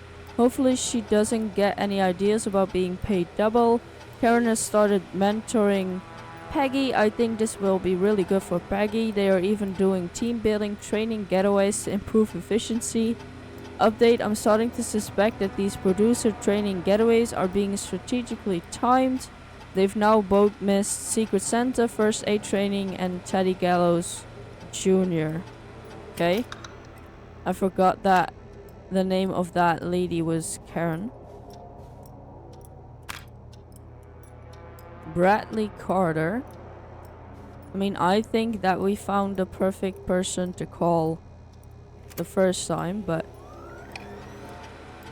when I hired Brad as our station's food critic, people said I was crazy. We only have 3 takeout places and a diner.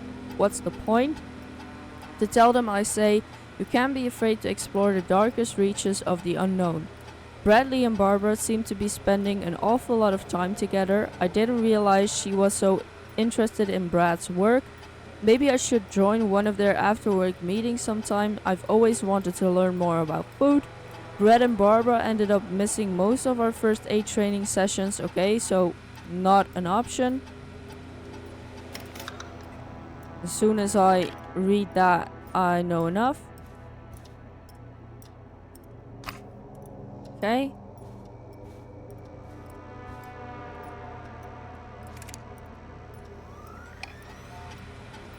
Barbara. Oh. She missed most of the first 8 sessions as well. I want to know what it says about me and Peggy though.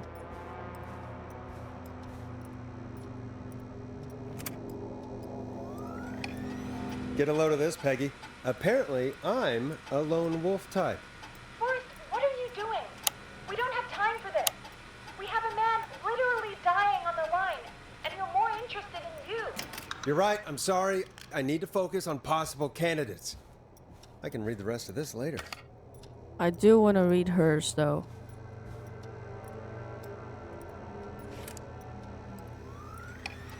Hey, Peggy. I think Reggie's on to you and Karen. Maybe don't bring those little drink umbrellas into work for a while. What? Why are you reading my file? You need to find someone who can help Casey. We already know I can. Don't waste time. You're right, I'm sorry. I need to focus on possible Okay, candidates. so John. I really shouldn't have read both. We're in a hurry. Yeah, John.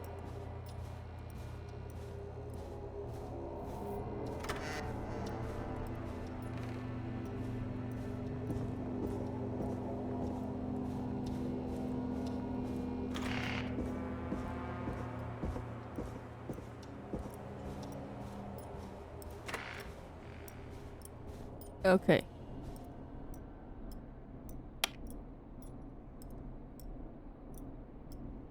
Hello? Wait.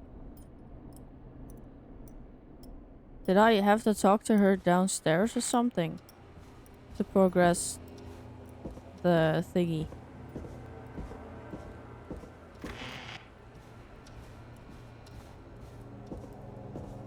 I think I do.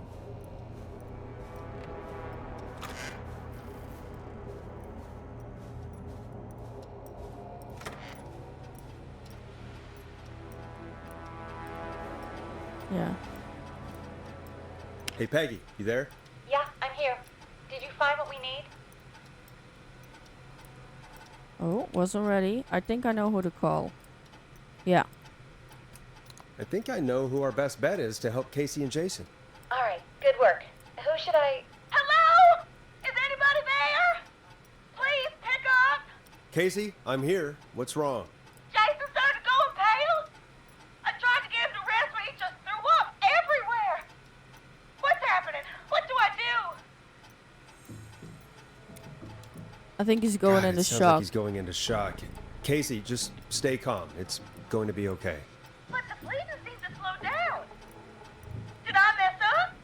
Jason, I'm sorry. Casey, calm down. You've done everything right. I need you to listen to me, okay? For Jason. What did the nurse say to do about shock? Act fast. Elevate Jason's leg. Casey, I need you to elevate Jason's legs. We need to get the blood flowing to his vital organs. Got it. Jason, stay with me. I'm just gonna move Oh, but you. we didn't stabilize the knife. Okay. I propped his legs up on some boxes. I'm Okay, looking at good. my notes. We need to get Jason as warm and comfortable as possible. Yeah. Do you have anything you could use nearby, Casey? Yeah. I still have some laundry next to me. I'll wrap him in some blankets. Just give me a second. Okay. Sorry. Don't pull out the knife as you're waking up. Please. I'm done. You're gonna be okay, Jason. Just relax now, okay? Oh, he's scared. He's not doing well. Is he gonna? He's gonna be fine. Jason is going to be fine. We're gonna Just get make sure help. he knows he's going to be okay. Okay? Okay. Please. I can't give him what he needs. We will. All right, Forrest, we need to hurry. Jason doesn't sound like he's doing too well. You said you knew who to call earlier? Yes. Who was it? John Hedges. We need to call John Hedges. He lives on Nancy Drive. He didn't really participate in the first aid training, but he's a former war medic. He's probably the most trained person we have. Yep. Really? I never really spoke to him before. A war medic, huh? Yeah, and according to Reggie's notes, John keeps all of his old equipment at his house. He's something of a hoarder. All right. What's his number? 5420735. I'm so glad that I didn't now. actually have to Let's look hope that he up. Who the hell is this calling me? What time is it? John, it's Forrest Nash here at KFAM. We have an emergency and we need your help. Forrest, if this is a work emergency, then it can wait until the goddamn morning. Just leave me a note like everybody else. This is a medical emergency. Somebody has been stabbed. The Whistling Man is back. Somebody has A been man has stabbed. been stabbed by the Whistling Man, or... Never mind. He's lost a lot of blood, and he's passed out. We need you to help him.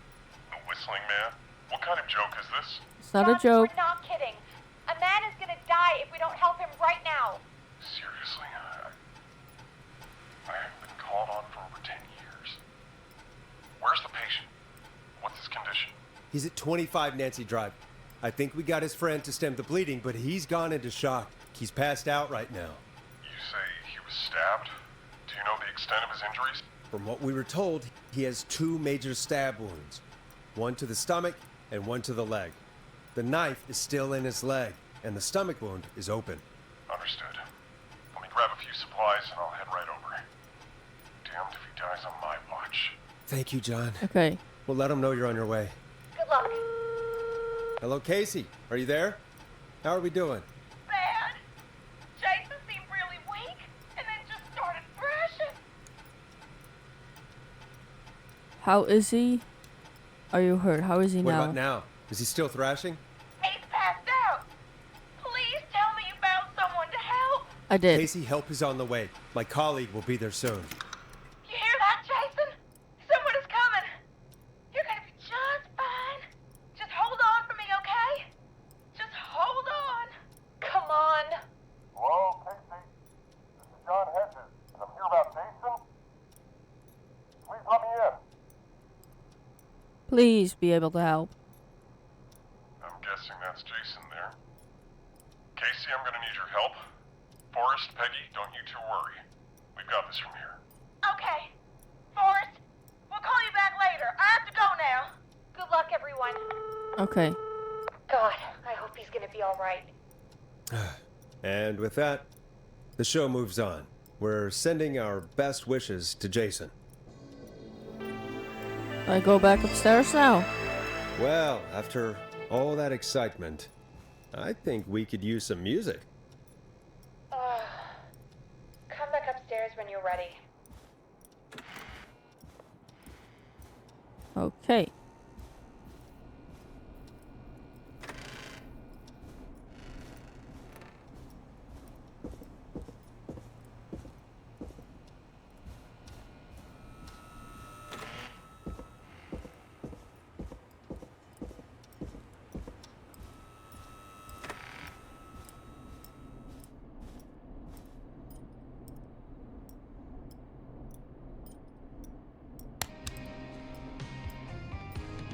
No.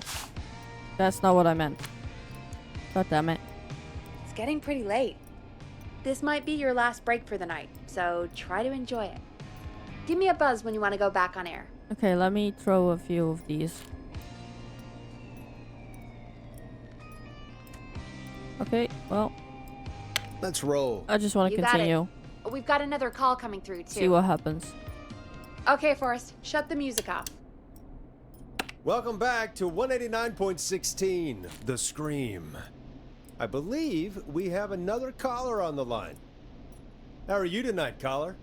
4 minutes. Forrest, it's me, Roller Ricky. Oh, and Maxie's here too. Good to hear from you. What's on your mind? Are you okay? Good to hear from you again. How are you both doing? Oh, we're good, man. Thanks to you. You're like our guardian angel. That wouldn't be a bad look for you, Forrest. A little White Wing Halo number? Maybe something for the K-Fam Halloween party. All right, everyone, let's calm down. Ricky, I'm just glad we could help you and Maxie. Is there anything else we can help you with, Ricky? Actually, I think I have some info that might help you. Really? Info from the attack? I'm waiting. Oh? Really? What's that? You see, man, me and Jason know each other. You know each other? Yeah, we went to Gallows High and played on the football team together. He was a gnarly offensive linesman, and I was our star wide receiver. Runner Ricky, they called me. All right, and what does that have to do with tonight? Well, because George, the guy who drowned, he was on our team too. Tell me about him. Tell me about him. What was George like? I didn't know him for long, man. Sad to say. We had our first team party on the night he drowned. Oh, of course. He seemed like such a good dude. Ricky, were you there when George drowned? No, man. Once the party turned, I beat feet out of there. Man, I remember George and his girl there. There was a whole lot of love, man. I could see it, you know? So it was like Humpty Dumpty. What was her Ricky, name? please. What was her name? I never got her name, man. He just called her Bean. Bean. I didn't really know her before or see her after that. Then what did she look like? Please, tell us anything you remember. I just remember a pretty girl, man. I'm sorry. Ricky, you said the party didn't last long. What happened? We were just having a good time, and then the next thing I knew, everyone was running for their life. I looked up and saw a goddamn whistling man in the trees. See, it was a Whistling Man prank. 100%. And I never ran so fast in my life. I ran straight home. Didn't know about George until next morning at school. I'm guessing it was Whistling Night, wasn't it? That the Whistling Man was just another Yep. kid. Yeah. I don't know how George died, but I always felt like if anyone deserved to die that night, it should have been me. No, don't say that. And It wasn't your fault, that's horrible. Maybe if you hadn't run, well, that's Ricky. just cruel. It wasn't your fault. You're not a bad person. I know that now, man. It took a long time to learn, but yeah, just thought I'd tell you all what I know. Thank you, Ricky. This helps. Thank you. You got it, man. Anyway, I think it's time for me and Maxie to free up your phone lines. Thanks for listening, man. I'll let you to it. Night, Ricky. Bye, Maxie. All right, folks. Looks like we got a new lead in the case. If anyone has any info about this mysterious bean, please call in. If she was George's girlfriend back then, she's probably in her mid to late 30s now. She's probably Dawn. Oh, we have another call coming in, but hang on. What's up, Peggy? Peggy? Peggy? You're gonna want to take this call off the air. Who is it? Just do it. All right, folks, it's time for another track. Here's one to help you sit back and relax. We'll be right back after this.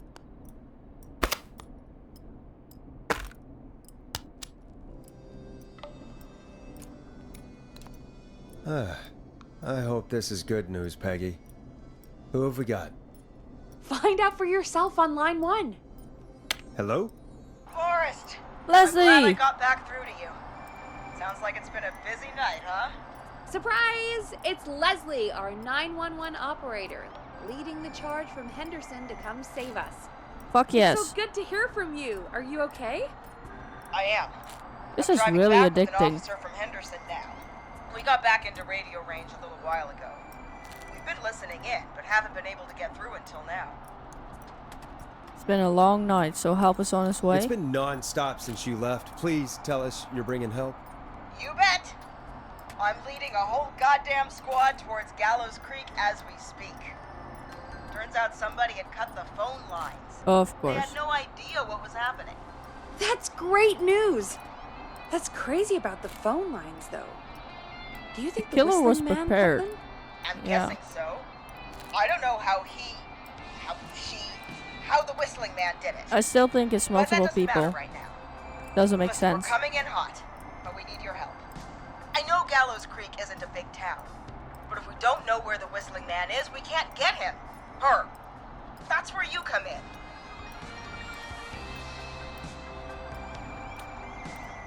Haven't we helped enough? What do we do? Gallows Creek is too big. What You do can you count need? on us. What do you need?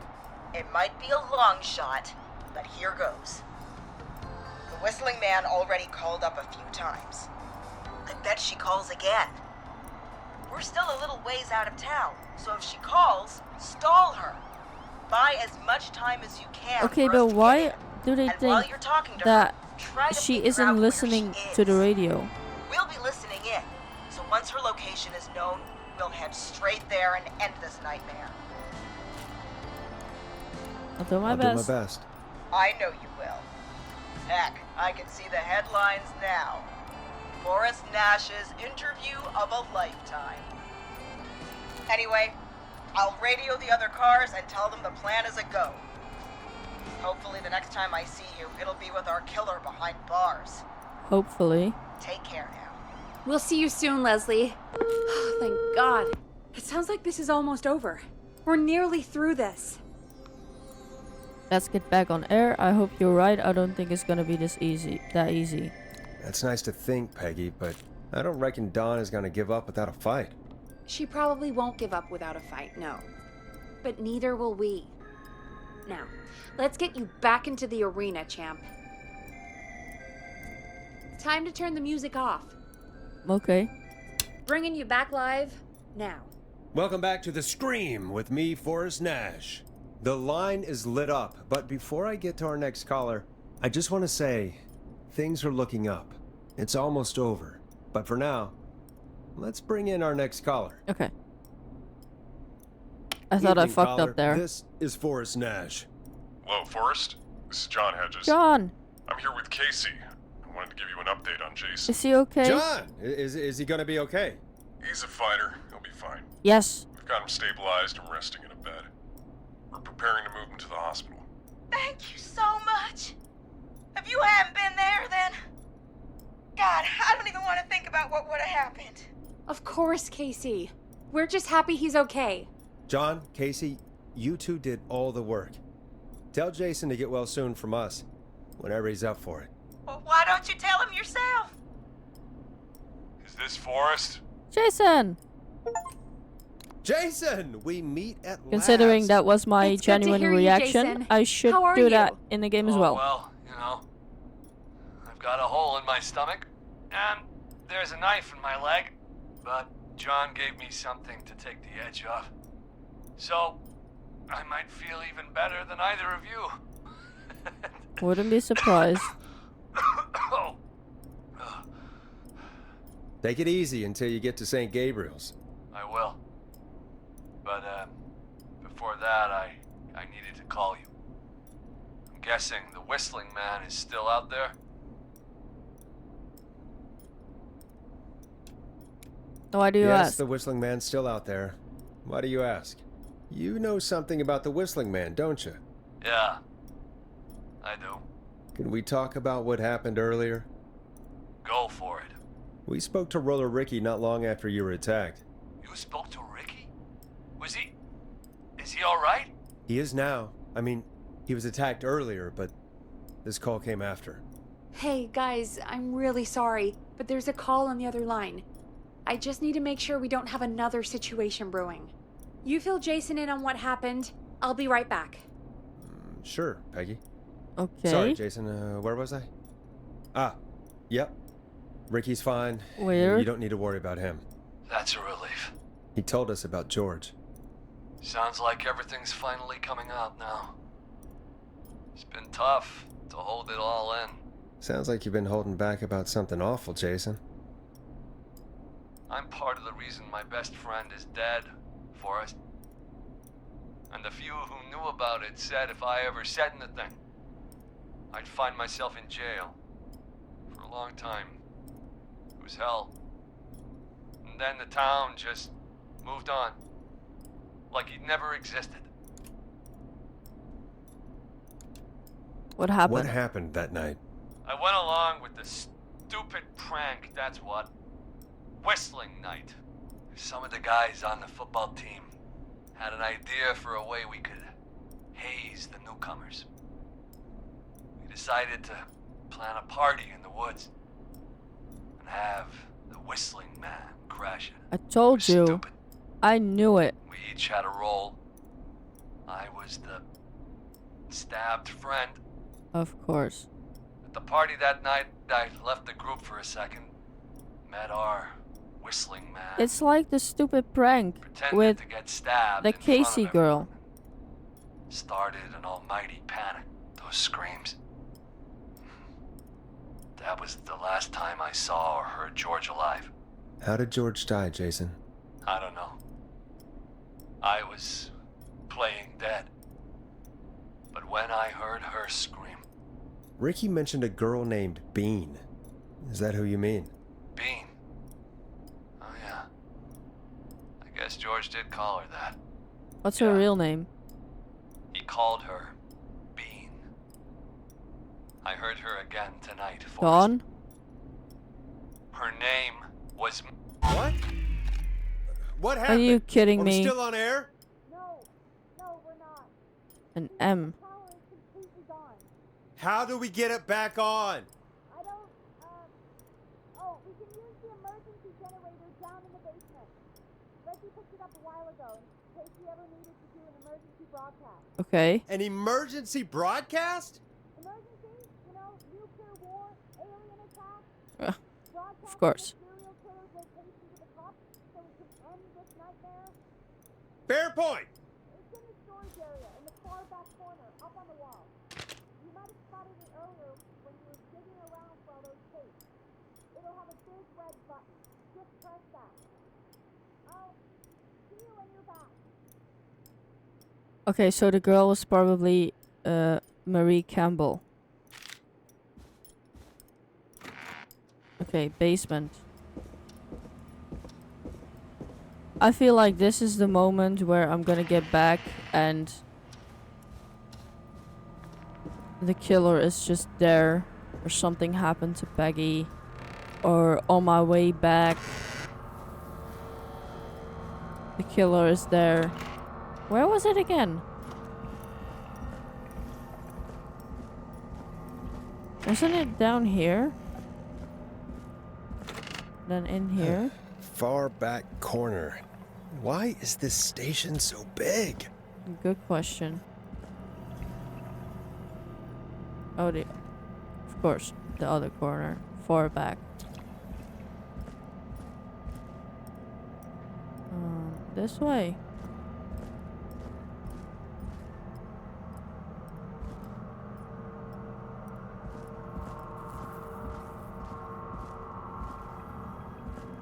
Oh, that's what that must does. be it. Boom! We've got power.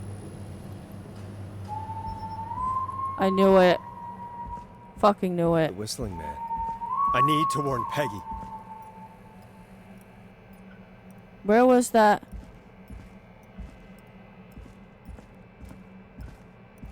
Fuck.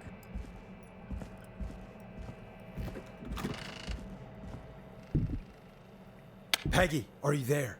Are you... Peggy? I need to get back upstairs. I don't trust anything right now.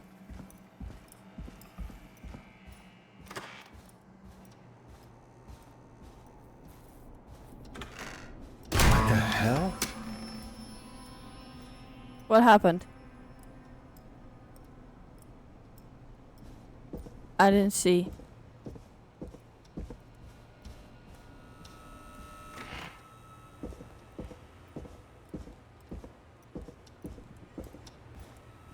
Okay, that's open. Can't get in there. Why is it locked?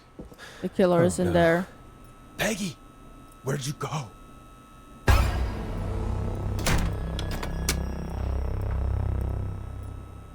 No way. This can't be happening.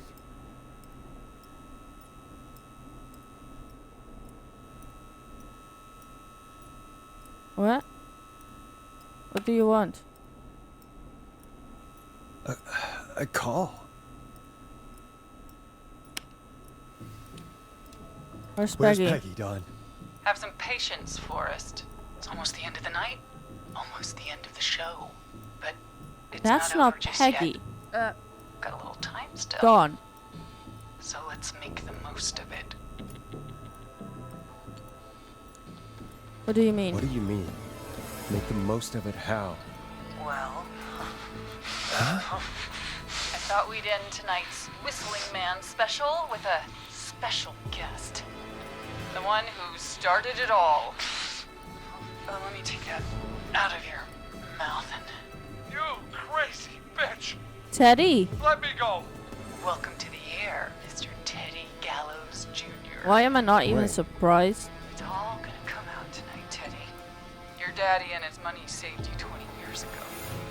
But even if he crawled out of his coffin with all the money in the world... Wait, where the hell is Teddy? How are you talking to him if you're here with me? Because I'm not there with you, Forrest. I knew it. I'm here with She's not Teddy. alone. And if he says where that is, well, he knows I'll get it. And who's here? Wait, then who am I looking at? Forrest Nash, let me introduce you and all of Gallows Creek to my boy, Henry Barrow. Henry Barrow. Your son? Your son? You mean you... Wait, So George got he- her pregnant before he Yes, died? Forrest. He and I had a son. so there were two whistling men tonight. I knew it. Of course. That explains how you were Yeah. always able to get around town so quickly. It didn't make sense. Did you say Barrow? Then Marie Campbell. Let me just get this mask off. Damn uncomfortable thing.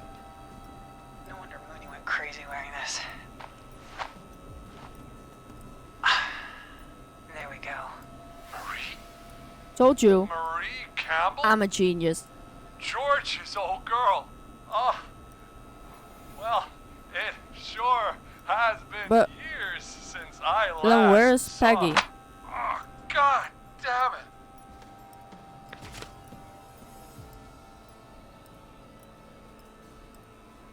Happy birthday, Peg. Now you're grade and 8. Love, M. Excuse me. Don't tell me. Do I have to make a decision right now? Okay, wait. Wait a second. Don't tell me Marie is actually her sister or something.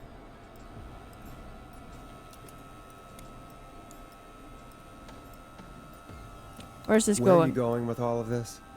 Everyone's gonna know now what Teddy did. He killed George that night. This night. 20 years ago. Listen to me. You... Shut up. Ah! You're gonna talk when I talk to you. And not a moment before. Meanwhile, Forrest, I'm gonna give you the chance to talk. You're gonna help me reveal what really happened to George all those years ago. Okay. Why should Why I? help you?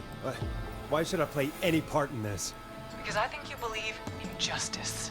You think this is justice? You have no goddamn idea, Forrest. These people you've been trying to save, they were all in on it. They all knew George was murdered, but Murdered? Listen, Shut up, Daddy.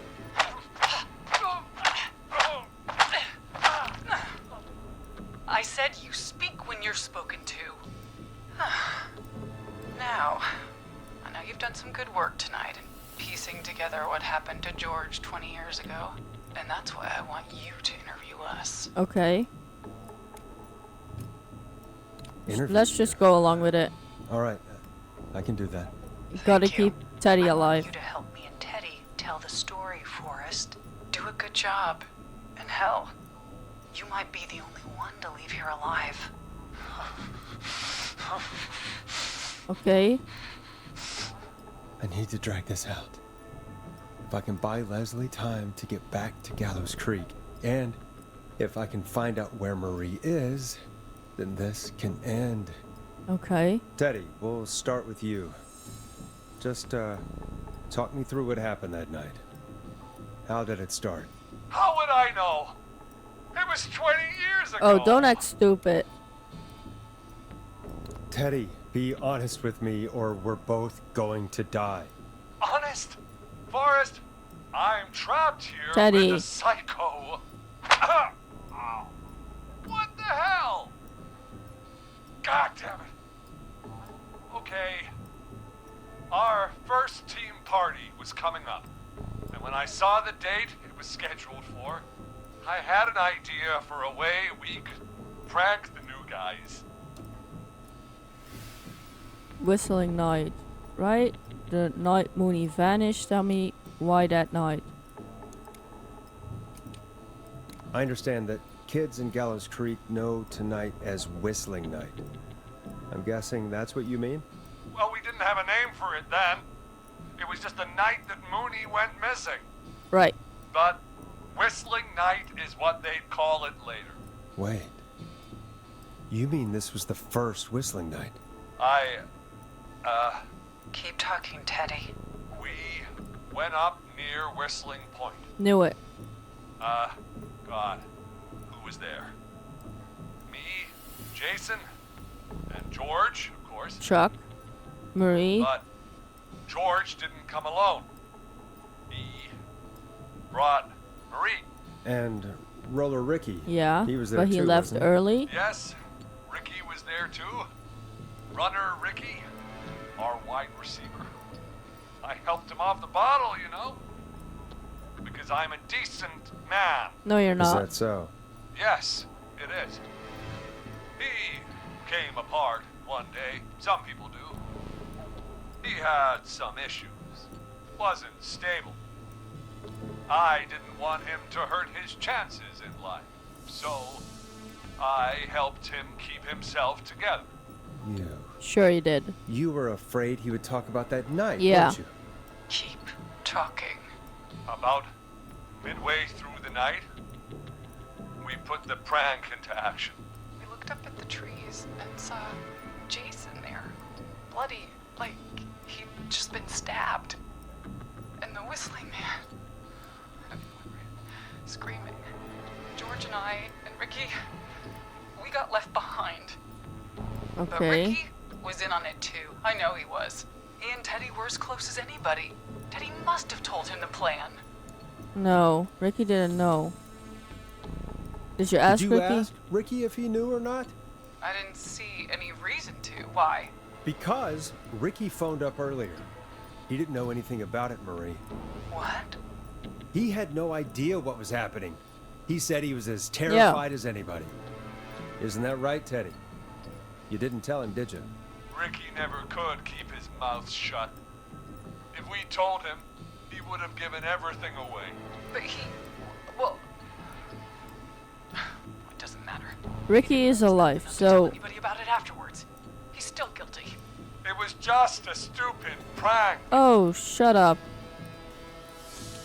Just a How prank? can you still say it was just a prank? It's not a Come prank. on. God damn it. You made George think Jason had been murdered. He thought his best friend was dead. Yeah. And so tonight you stabbed him for real? It's the role he wanted to play. Jason's still alive, Marie. He was with a friend. We talked her through how to stop the bleeding. Yes, we did. And got him professional help just in time. Yes, we did. Oh. Well, shame he didn't have the good sense to die earlier.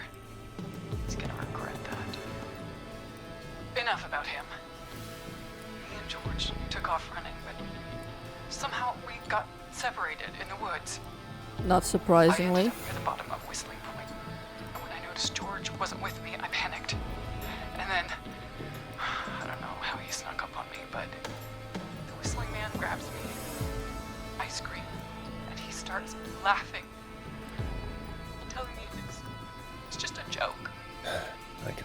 time here.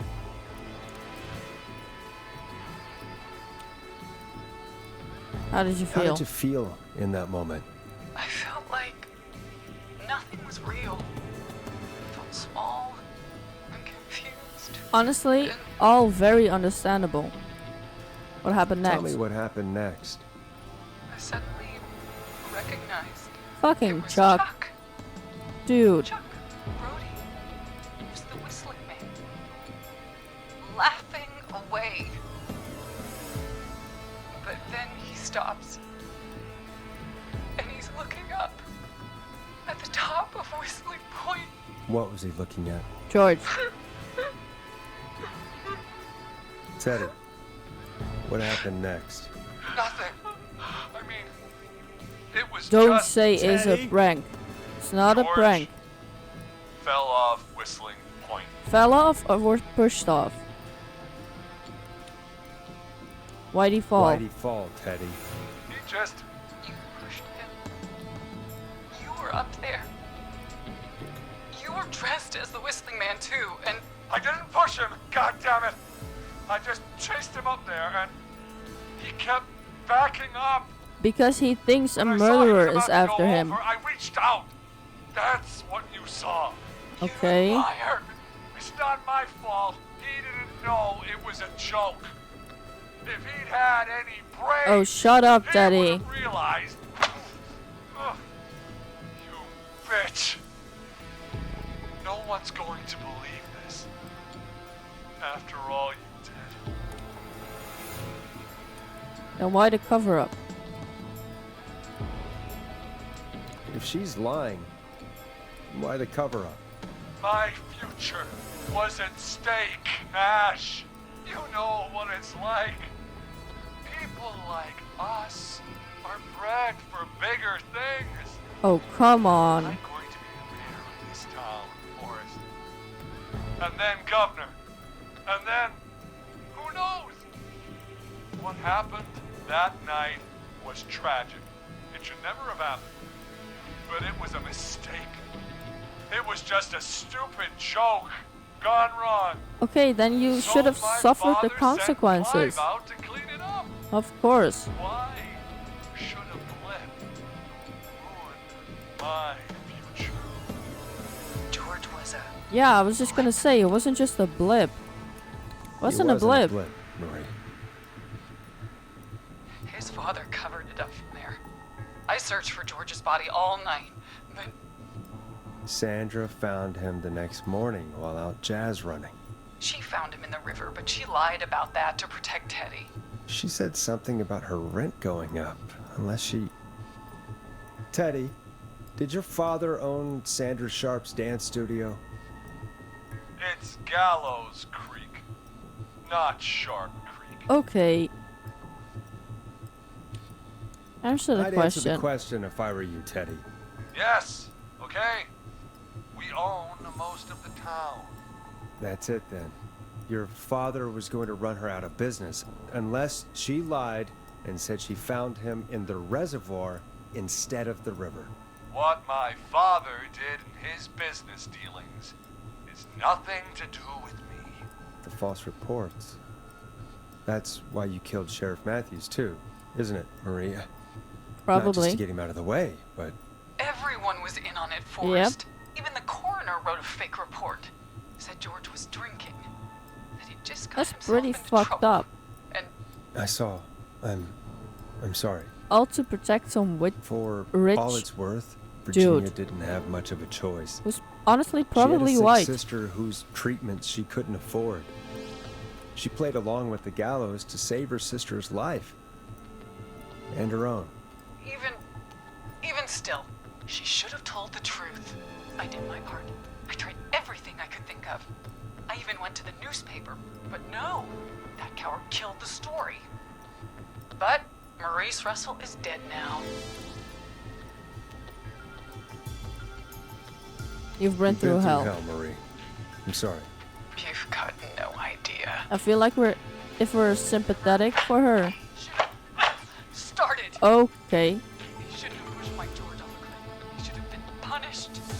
But it's coming to a stop.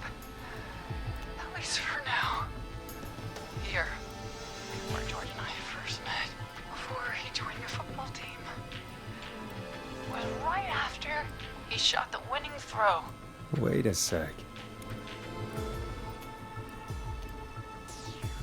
Right after he shot the winning throw.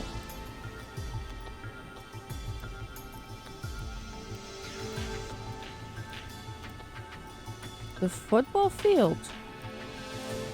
You're at the football field. Jesus Christ! Forrest, you Oh. idiot! I was- We're in the gym at Gallows Creek High. I didn't know if it was that one or the other. Fuck. He's dead too now, isn't he? He is. Anyway, I think that about wraps up the interview with Teddy. So, Marie? Where? Peggy. Peggy! Teddy? Peggy, it's been so long. So since is I've she seen her your sister? face. I worried you wouldn't come. And here I was, thinking you'd forgot me. I'd never forget my own sister. Fuck. Sister. Peggy, what's happening? Why are you even there? Wanna explain, Peggy? Earlier, while you were speaking to Jason, I got a call. Do you remember? Yeah, Well, it was from Dawn.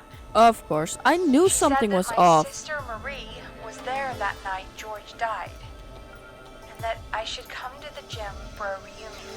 And when you walked in, you found out. That my sister is the Whistling Man. Good to see you too, Peggy. Why didn't you tell me any of this? She said that it was my last chance to see my sister. I knew if I told you, you'd try to stop me or come with Yes. me when we need you on the radio. And I just... I'm sorry. This has to be a lot for you. What happened to you, Marie? You just disappeared one day. Disappeared. I was thrown out, Peggy. I begged Mom and Dad to do something about what happened that night, but did they care? No. They told me to stay quiet. They only cared when they learned I'd been with George. And Marie, I'm so sorry. I never knew. it's not your fault. Really, it's Mom and Dad I should be seeing right now. But since they're dead and gone, well, I'll have to settle for the next best You're not thing. gonna kill your fucking sister, right? Wait. Is that why you went after that kid in the maze? Eugene Stein? Because his parents? That's right. Yeah. Eugene's parents were there that night too, but they got themselves killed in a bus accident. And since only their child was left, Marie, That's please. fucked up, Marie. they're gone, Peggy. Besides, you forgot me.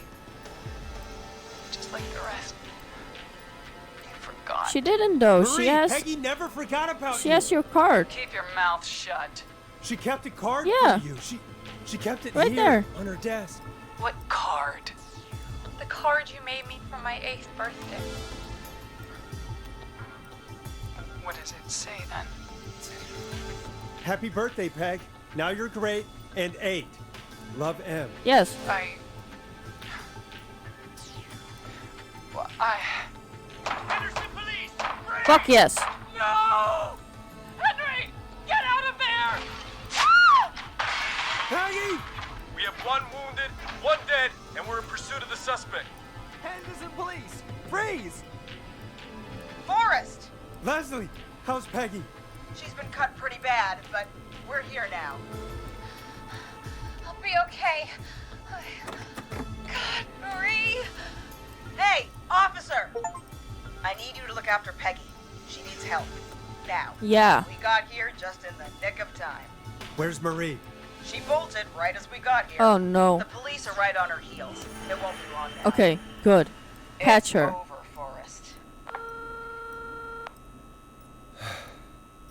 Well, folks, it was a long night, but we made it through together. Sort of. I'm gonna head off to go check on Peggy. This has been You can't get Forrest out though. Nash. Good night and good morning. Let's make tomorrow better. It's been a scream.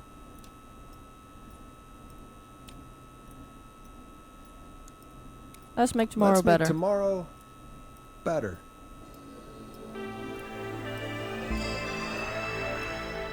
Oh.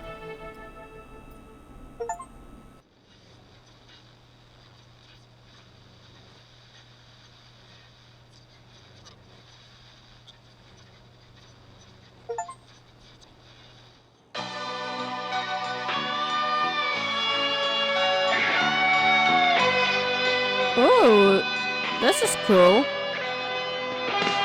The credits right here. Okay, let's see.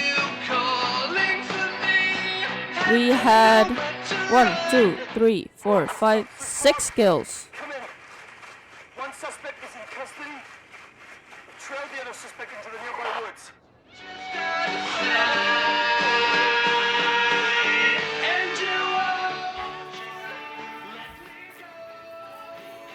There's something else we can find here.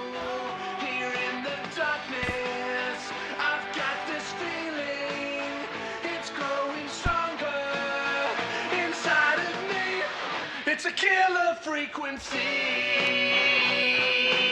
So the first step was Martinez. I can feel my heartbeat and it's bursting out of my chest. But the radio's on and it's I don't know. Oh right, that was the agent. She probably should have like taken, I don't know, the taser. Well, I don't remember Scott. What happened to him? Tammy was the girl who fell through the floor with the killer, Murphy. Maurice was the man in the office, right? Murphy, I don't know, and Teddy was at the end. I think I did pretty well. I saved 1, 2, 3, 4, 5, 6, 7, 8, 9, 10, 11, 12, 13, 14, 15, 16. I saved more than triple the amount of people that died. I think that's good. Monty's Pizza. Wait, did I say Monty? I mean Ponty. UFO? Is there anything else here?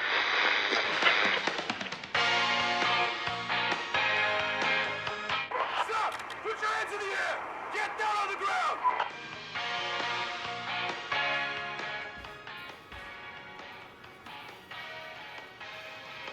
Can I go?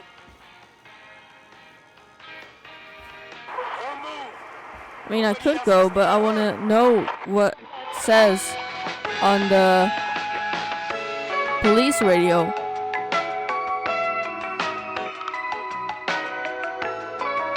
That's some nice music. I read voices on the screen and I was gonna be like, that's some nice voices.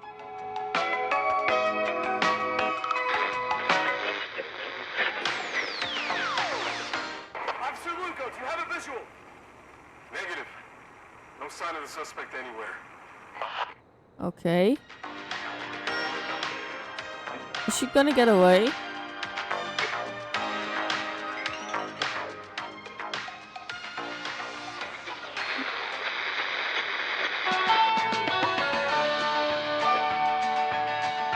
This is fun. Nice little tune.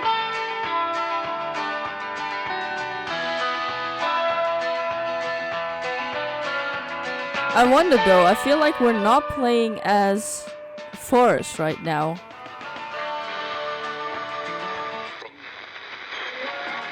I feel like we're playing as somebody who was keeping track of everything that went down. I don't know.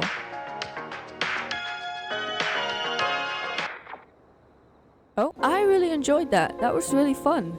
And it was actually quite suspenseful as well, because I went into this thinking that it may not be that suspenseful because you're just handling the phone calls and you're not really in the action, if you know what I mean. But handling those phone calls and trying to give people the right advice to survive the killer, to survive the night, was actually quite suspenseful. And in the end, only 5 people died. And I thought I did way worse than that, but I'm actually quite impressed with myself with how many people I ended up saving. And I'm sure that there are a lot of different ways that this story can play out, and that's such a great thing about this game, because I could still go back now and try to save everybody, to see what choices I have to make to keep everybody alive, or I can go and figure out what I need to do to get everybody killed, because I got an achievement for having Forrest alive at the end, so he can actually die in the game, I believe. So that's interesting to me. But thank you guys so much for watching. I hope you enjoyed the video. Please do leave a like and consider subscribing to the channel if you did enjoy the video and if you want to see more of my content. And I will see you guys in the next one. Bye!